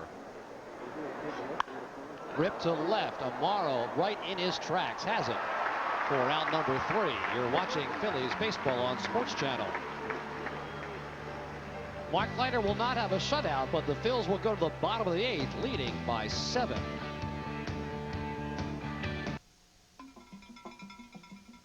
Some people call them dumb animals. But there's one thing they understand, and a lot of humans don't. The physical activity is an essential part of healthy living. In fact, even moderate physical activity can help reduce your risk factors for heart disease, which makes acting like an animal anything but dumb. A message from the American Heart Association. Here's the 2-2. He struck him out. Hits it hard to right field. It is gone. He's got him. Yes, he does. Ground ball, fair ball, right field side. He wants it away. The 1-2. Swing and a miss. Ground ball. Great play. Stocker. Can he get him? He got him. He goes. Swing and a miss. Strike him out. Throw him out. Phillies win. Hit to deep right field. It's gone. Baby Blueprints from Independence Blue Cross is a maternity program designed to assist mothers and identify risk factors early in pregnancy. I had a difficult last pregnancy, and Kate at Baby Blueprints, she was great. She arranged everything, and she was very comforting to talk to on the phone. Managing high-risk pregnancies is a very challenging job, but it's really worth it in the end. Baby Blueprints from Independence Blue Cross and Pennsylvania Blue Shield. Another reason you can lean on us. Here's your Toyota National League scoreboard. Los Angeles with a game lead in the West. A ninth inning 8-2 lead. Game 1 of a doubleheader at Pittsburgh. Game 2 to follow. Game 1 in the books at Colorado. Martinez wins it 7-6. Cincinnati over Colorado. San Francisco and New York just getting underway. They're in the first inning. Florida, Chicago, an 8:05 start. Montreal, St. Louis also an 8:05 start. Getting underway in just a few moments. Our ball game has moved to the bottom of the 8th. Phil's on top by an 8-1 count. Couple of defensive changes, T. Yeah, Craig Shipley, who ran for Tony Gwynn, will remain in the game, and he will play third base. Marky Sinfraco, who was in the game and replacing Ken Caminetti, moves from third base to right field. So Bruce Bochy shuffling his defense, giving a couple of his players a little bit of rest here as the Phillies well out in front in game 1 by a score of 8-1. Head to the bottom of the 8th inning. Phillies looking to do a little more damage, and it appears as if Mark Leiter will go back out for inning number 9 as the bullpen has quieted. And a career night underway. Midre Cummings, his first 4-hit ball game. He's 4 for 4 with his shot. Had a 5-hit game right here. First pitch swinging, check swing, strike 1. Cummings has gotten his overall batting average up to .259.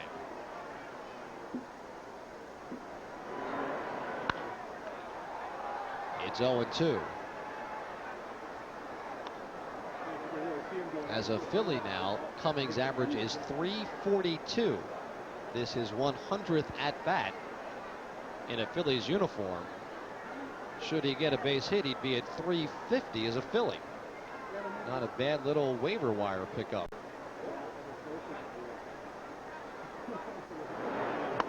Strike 3 call. 0-2 fastball, and Cummings is down on strikes. Do something you'll never forget. Join Boa, Callison, Lazinski, Taylor, Hebner, and more for a week of fun, laughter, and baseball in sunny Florida. Get your own uniform and play like the big leaguers. A great gift for any reason. Phillies Dream Week. Call 215-938-1200. Get information and join us in Clearwater, Florida. Kevin Sefcik, first at bat. Over Finley's head. It one hops off the wall. Sefcik, a stand-up double. Looked like that one caught Finley by serious surprise. Finley plays a shallow center field and goes back on balls wonderfully, but never got close to that. Yeah, we mentioned earlier that Finley does play shallow in center field. Burnt for the second time this evening as Sefcik hits this laser over his head. Midre Cummings earlier in the ballgame, his ball bounced out of the ballpark. Sefcik high on the wall on one hop. So Kevin Sefcik, a one-out double, number 3 on the year for Kevin. Getting a chance to get a little playing action here in the doubleheader and takes advantage. Ruben Amaro, who came in defensively in the 7th.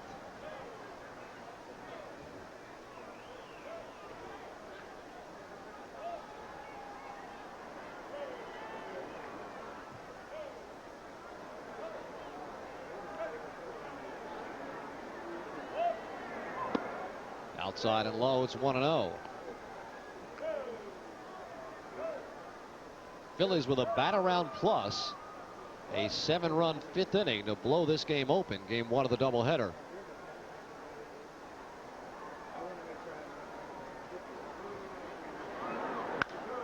Amaro high to short left field. Sweeney has it for the second out. And here's Mike Lieberthal. Conventional wisdom would tell us Mark Parent will start in game 2, so no reason to get Levy out of there early. Couple of hits, has the average at 253. 2 RBIs, has his total up to 61. Club leader in home runs with 18.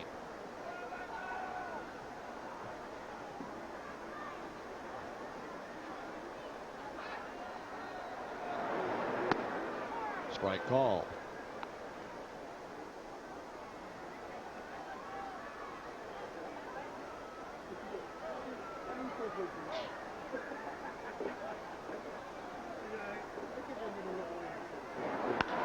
Long and deep to left field. Back to the wall. Gone. Home run number 19 for Mike Lieberthal. RBI 62 and 63. Phillies lead it 10-1.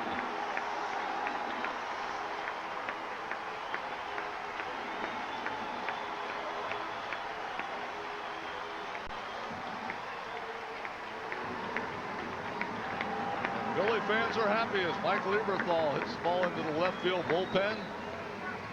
4 RBIs now on the evening. A hanging breaking ball just stayed right up on the inside part of the plate. Sweeney back up against the wall, but he can't get high enough. Just over the top. Mike Lieberthal with a 4 RBI night.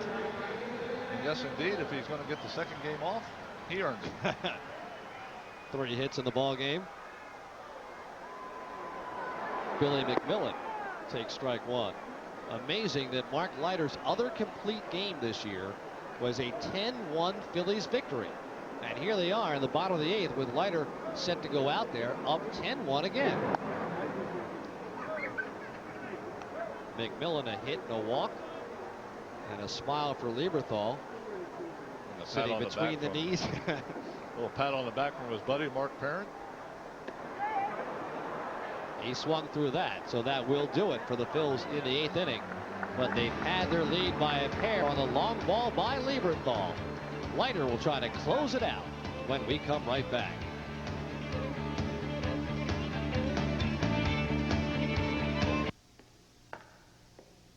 When you play Cash 5 from the Pennsylvania Lottery, you can win all the cash all at once. More than $100,000. Okay, if that isn't exciting enough, how about all the winners all at once? Over 1,000 people have won Cash 5 to date. On average, 4 more people will win this week alone. Play Cash 5, and you can experience the excitement of winning all the cash all at once. So, you want to see my Discover Card statement? I am very, very prissy. Put up or shut up! I love to be pampered. I go have my hair done. I love to go have my nails done, have pedicures, manicures.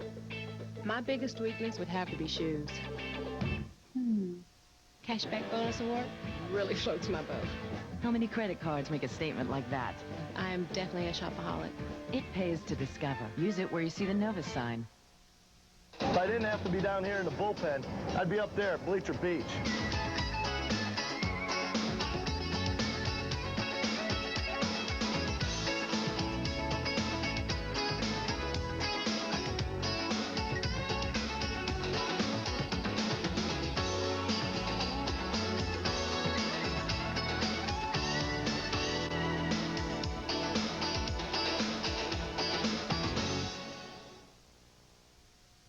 On the abbreviated Toyota American League schedule, Brad Radke will look for win number 18. Minnesota hosting Detroit. Former Philly farmhand Joel Adamson pitching tonight. Milwaukee's only 4 back in Cleveland. That game's an 8:05 start. And out on the coast, Seattle with a 2.5 game lead as players tonight on Anaheim hosting Boston. We will update you, of course, through the course of game number 2. Our ball game's a 10-1 runaway for the Phils in the top of the 9th with Mark Leiter trying to close out his second complete game of the season. And if he does so, it'll be the second time he has a complete game with a 10-1 score.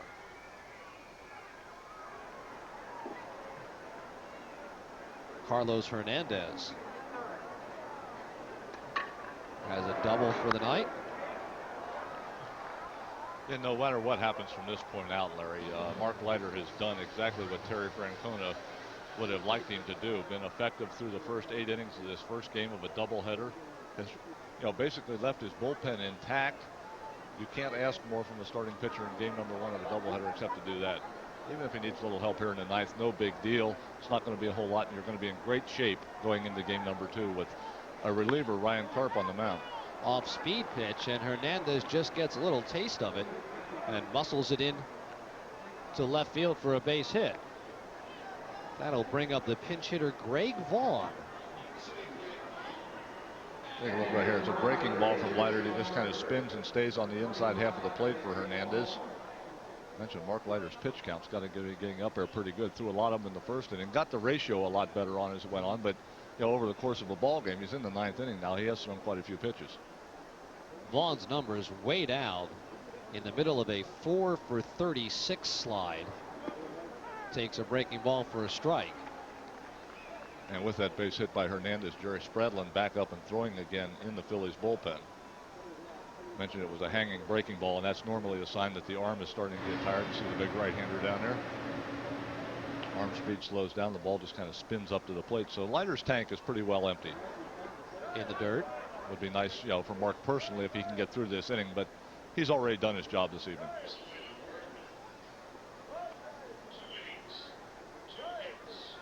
Greg Vaughn hit one of the longest home runs in the history of San Diego Stadium off Scott Ruffcorn. A home run measured at about 480 feet back on the Phil's first trip out there.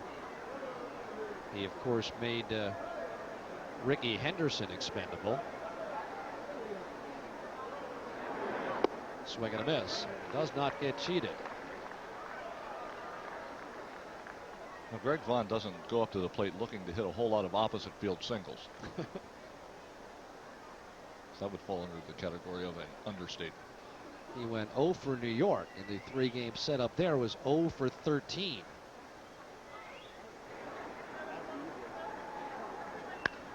To center field, high and deep. Cummings with room. Puts it away, middle of the track, out number 1. And it looked like Vaughn really didn't get that. And still hit it nearly to the 408 side. Talk about Mark Leiter's pitches. Now 126 pitches in the ball game, but look at the ratio. 84 strikes. He's now got 2 strikes to every ball. And remember back to inning number 1 how bad that ratio was. So he has done an outstanding job of regrouping and getting himself back together and getting into the flow of this ball game once he got out of inning number 1. 14 of his first 23 pitches were balls tonight. Walked 3 in the first inning. Has not walked a batter since.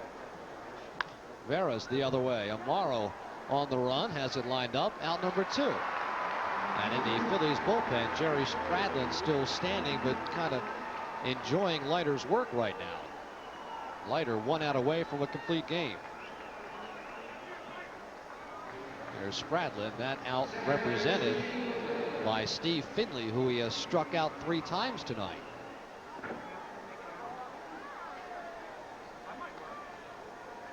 In Finley's last at bat, a brilliant diving stab by Mike Robertson at first base.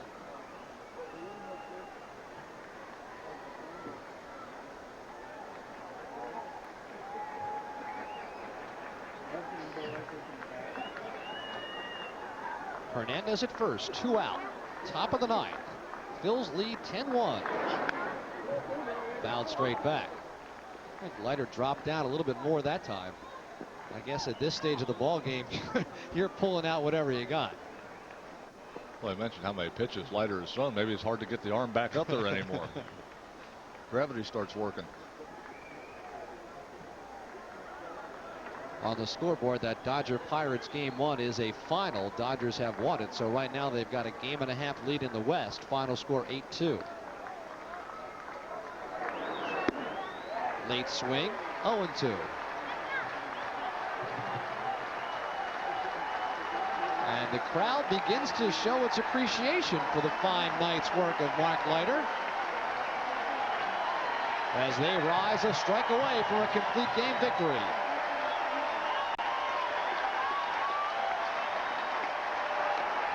In and out of the glove of Lieberthal. Finley stays alive. Take a look at Mark right here. As you mentioned, the tank is getting empty. Watch him really get down low and try to push himself toward home plate, getting every ounce of energy he can, going plateward. And is reaching back and trying to finish the job off yourself. Finley, with something in his eye, steps out.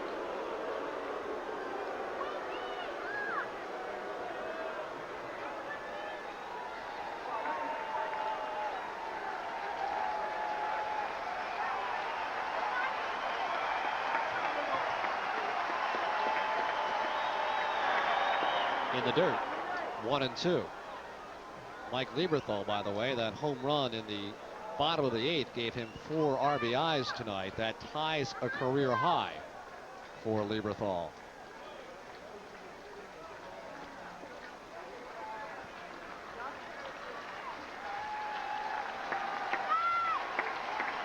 He'd love to catch strike 3 and walk it out to Mark Leiter.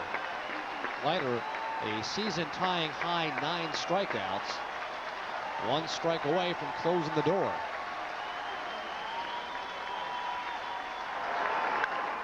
High and deep to right field, but in his tracks is Billy McMillan. That's a winner. Mark Leiter, a 10-hit complete game. Exactly what the ball club required in game 1 of a doubleheader, a complete game victory for Mark Leiter. You're watching Phillies baseball on Sports Channel. There's your battery mates. Mike Lieberthal, a career high tying 4 RBIs. Leiter, a complete game. Back in a moment. Flutie did it. He got Phelan in the end zone. Touchdown. Oh, the band is out on the field. He's going to go into the end zone. He's going into the end zone. The plays last only a few seconds, but the memories live forever. Get into the game. Recapture the spirit. Catch the strategy. Bask in the glory. Honor the tradition at the College Football Hall of Fame in South Bend, Indiana, where the play never ends. For unreasonable enthusiasm. Movie mania. An exciting, mind-numbing abundance of sensational stars. Blockbuster hits. And out great movies on Prism.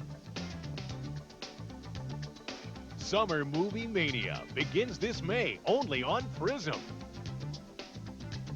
Call your cable company and order Prism today. With a Magnum engine here and spacious interior there, Dodge Ram van is all work. Add a seat here, a TV VCR there, wood trim, custom audio, and what was once all work becomes all play. The Dodge Ram conversion van. Add cash back here, plus packet values there, and you can get up to $3,200 off, making the Dodge Ram conversion van a superior choice, here and there. See the friendly Dodge dealer near you. Get ready to roll with the Dice Man this fall on UPN.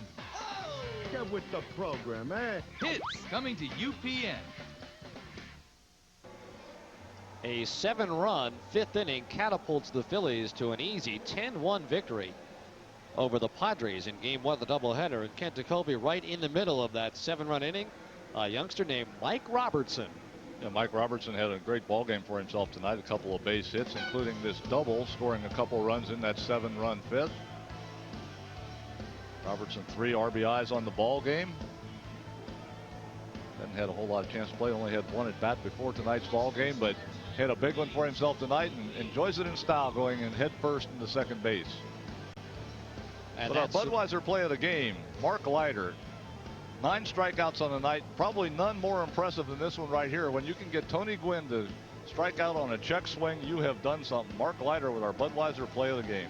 And Leiter carried it through 9 innings, his second complete game. You're watching Phillies baseball on Sports Channel.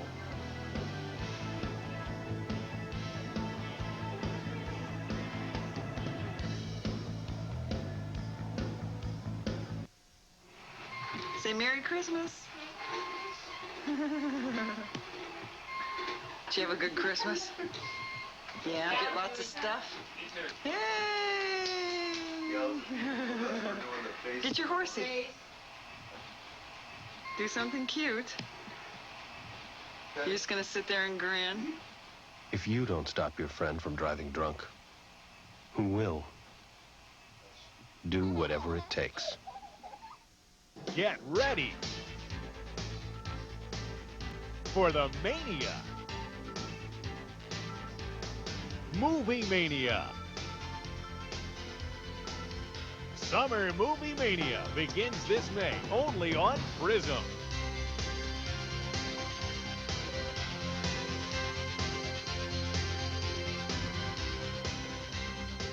Call your cable company and order Prism today. Deep in the forest under redwood trees is a big blue bear and his family. They laugh all together, they play all together, they sing and dance and stay all together. So if you're ever in the forest under redwood.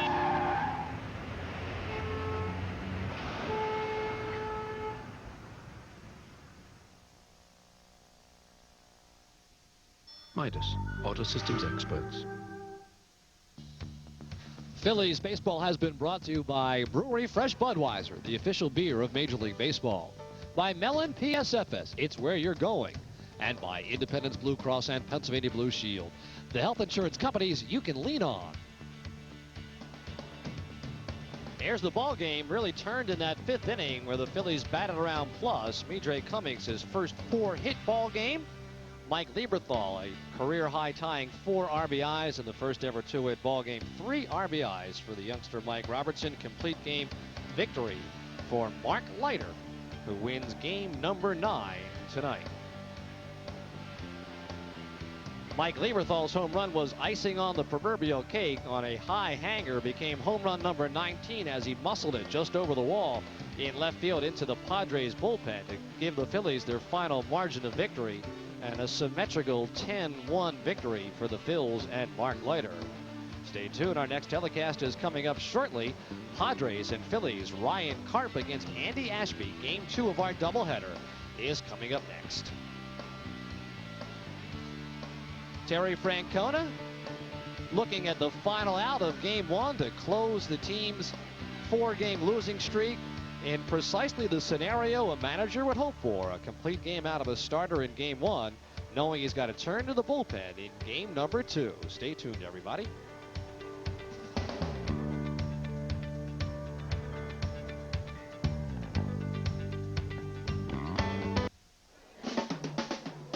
Hey, what's our good buddy Don? He thinks he can meet that girl. Hey, what's the bet? Hey, Brick Boy, go dust yourself off. Hi, Cupcake. What do you say I buy you a Bud Light and you appreciate it? For the great taste that won't fill you up and never let you down. Nicely done. Fun to watch. Make it a Bud Light. 10 years in the league. These legs have more miles on them than most minivans. That's why I never play a game without my Gensana. Gensana's got G115 ginseng, the real stuff. The lasting energy of G115 is real. It's what makes Gensana different from everything else on the shelf. You can feel your age, or you can feel your Gensana. Feel your Gensana.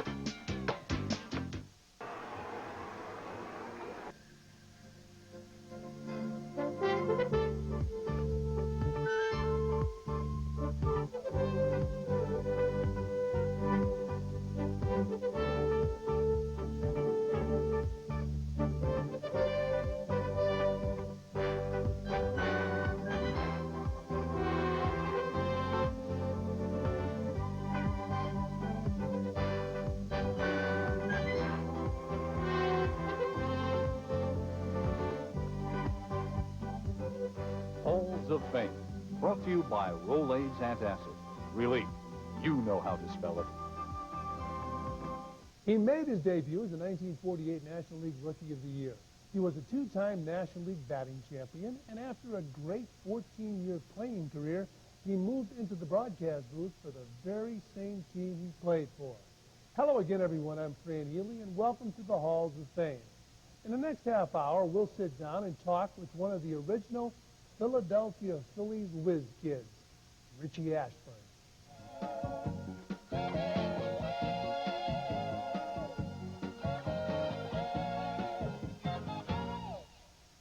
Pressure and stress, they can bring on acid indigestion. You need powerful relief. Rolaids can absorb 47% more acid than regular Tums, and it works fast. When life puts the screws to you, Rolaids spells relief.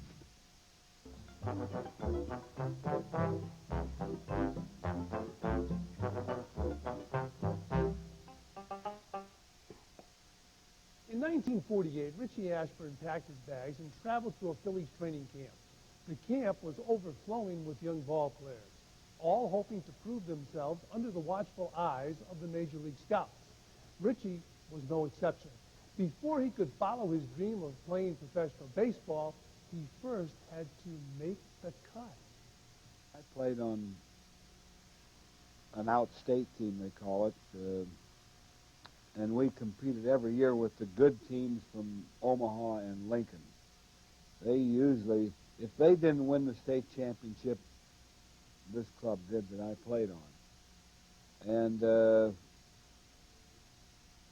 those teams got a lot of attention from Major League scouts, so I was well scouted. And you got to remember, once again, I was a catcher, being scouted as a catcher. And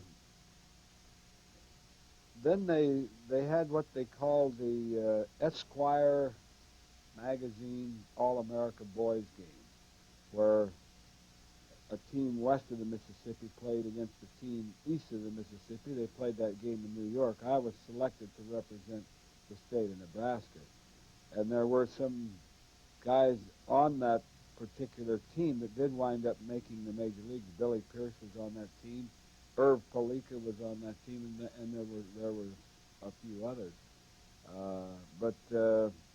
So I was probably scouted by, at that time there were 16 major league clubs. I was probably scouted by a dozen of their scouts. So, you know, they knew of us, but you still have to make something. You have to sign. Well, I eventually signed, of course, with the Phillies. One of the scouts that saw you in the Esquire game signed you? No, I did talk to the Brooklyn Dodgers. One of their scouts was there, and I wound up in Mr. Branch Ricky's office talking to him. And it's funny, here's a guy who's supposed to be the greatest judge of baseball talent who ever lived. And after he showed me all the catchers that the Dodgers had in the organization, we're talking about good ones, Campanella, Gil Hodges was a catcher then, Bruce Edwards was there, and a few more, really, Rube Walker. After he showed me all those catches and made it very clear that the Dodgers didn't particularly need catchers, he said, son, if I were you, I'd go back to Nebraska and do what you're going to do before you want to be a ball player. So, but you know, I was 17 years old, and when you're 17 years old, there isn't much that will deter you if you have the desire and inclination to be a ball player. And I hadn't even been tested yet in any type of pro ball. I wasn't about to give up trying to play. What was it like when you were signed? Well, it was no big deal. It was kind of nice that the people where I lived were pretty happy about it. My family was pretty happy about it, but it really doesn't mean anything. Just because you sign, you have to go out and then you have to play and you have to accomplish something. So, but we were very pleased about that. And but it was a lot different than I thought it would be.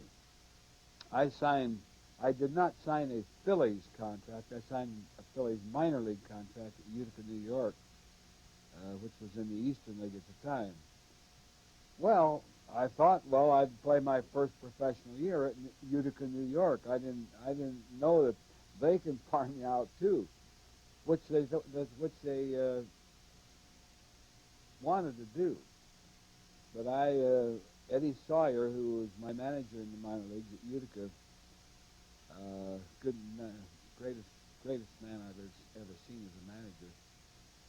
He said, well, it was in spring training. He said, well, let me keep this kid around a little bit. You know, he can run, he can do this, and he can do that. So I did stay around, and I did play my first professional year at Utica, New York. Now, that was a Class A league, and then they had B, C, and D leagues. They don't have that anymore. So there was some room underneath that A league. In fact, the Utica team, the A league, was the Phillies' highest minor league team. They didn't have a double A team, or they didn't have a triple A team.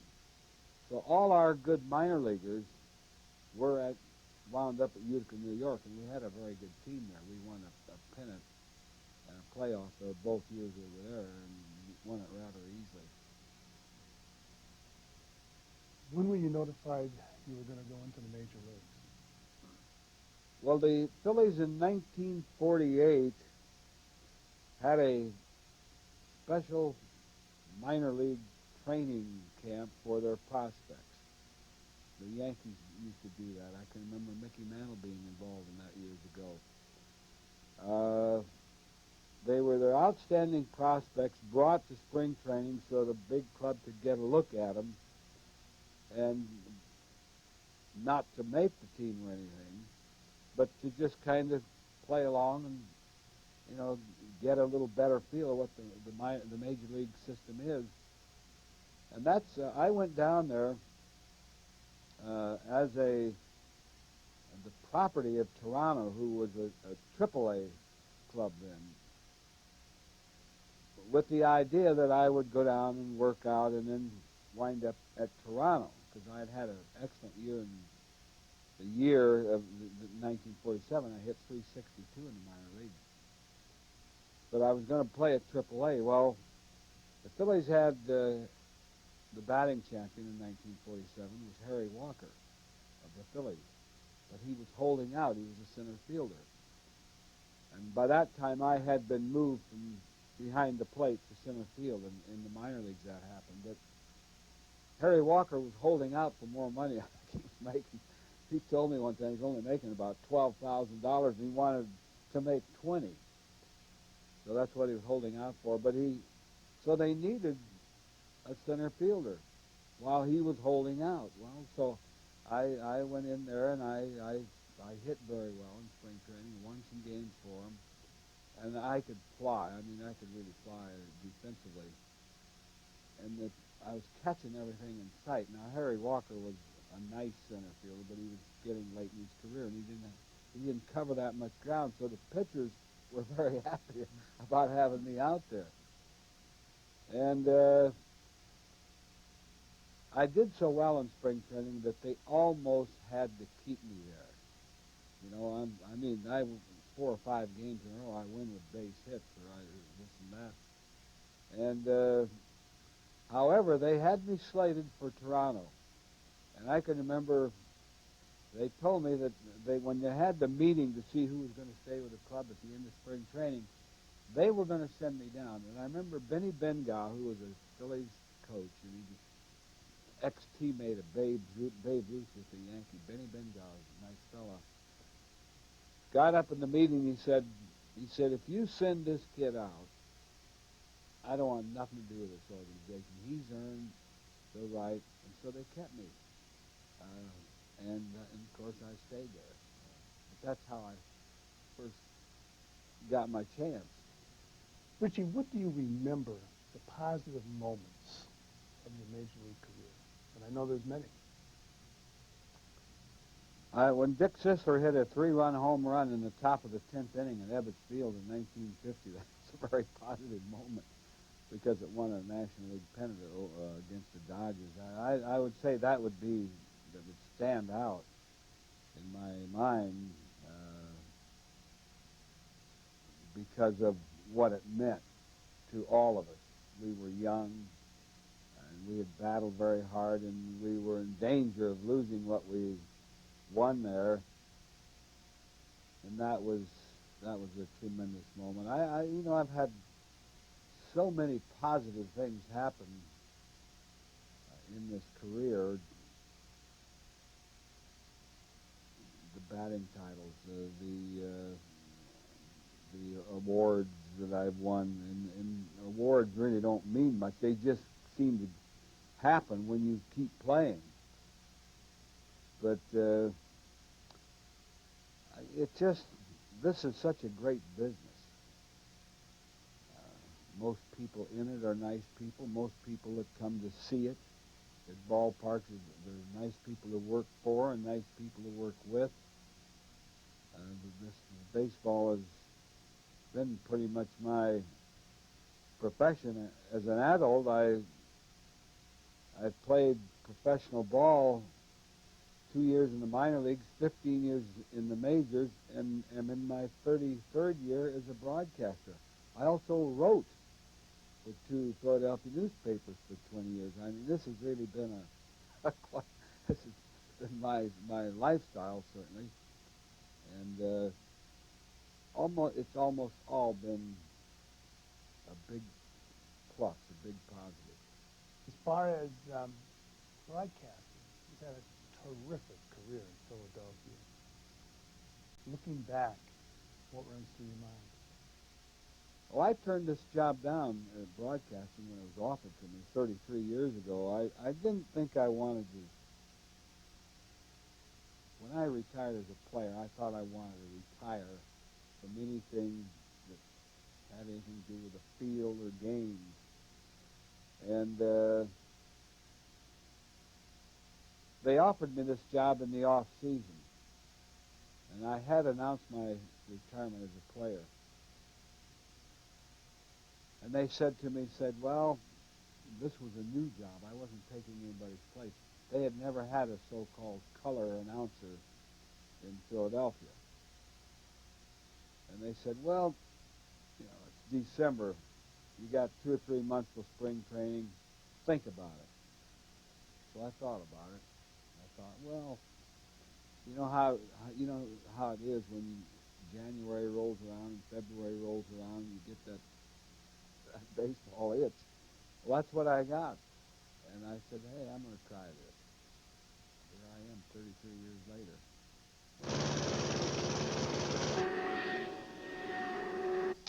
You say you can't start exercising until you get some workout equipment? Well, guess what? You already have it. A reminder from the American Heart Association that ordinary physical activities can help reduce your risk factors for heart disease. Call 1-800-AHA-USA1 and learn how to get in on the action. Although his career numbers alone could have put him in the Hall of Fame, Richie Ashburn's trip to Cooperstown was littered with obstacles. Things looked especially bleak when after 15 tries, Richie's name was removed from the ballot.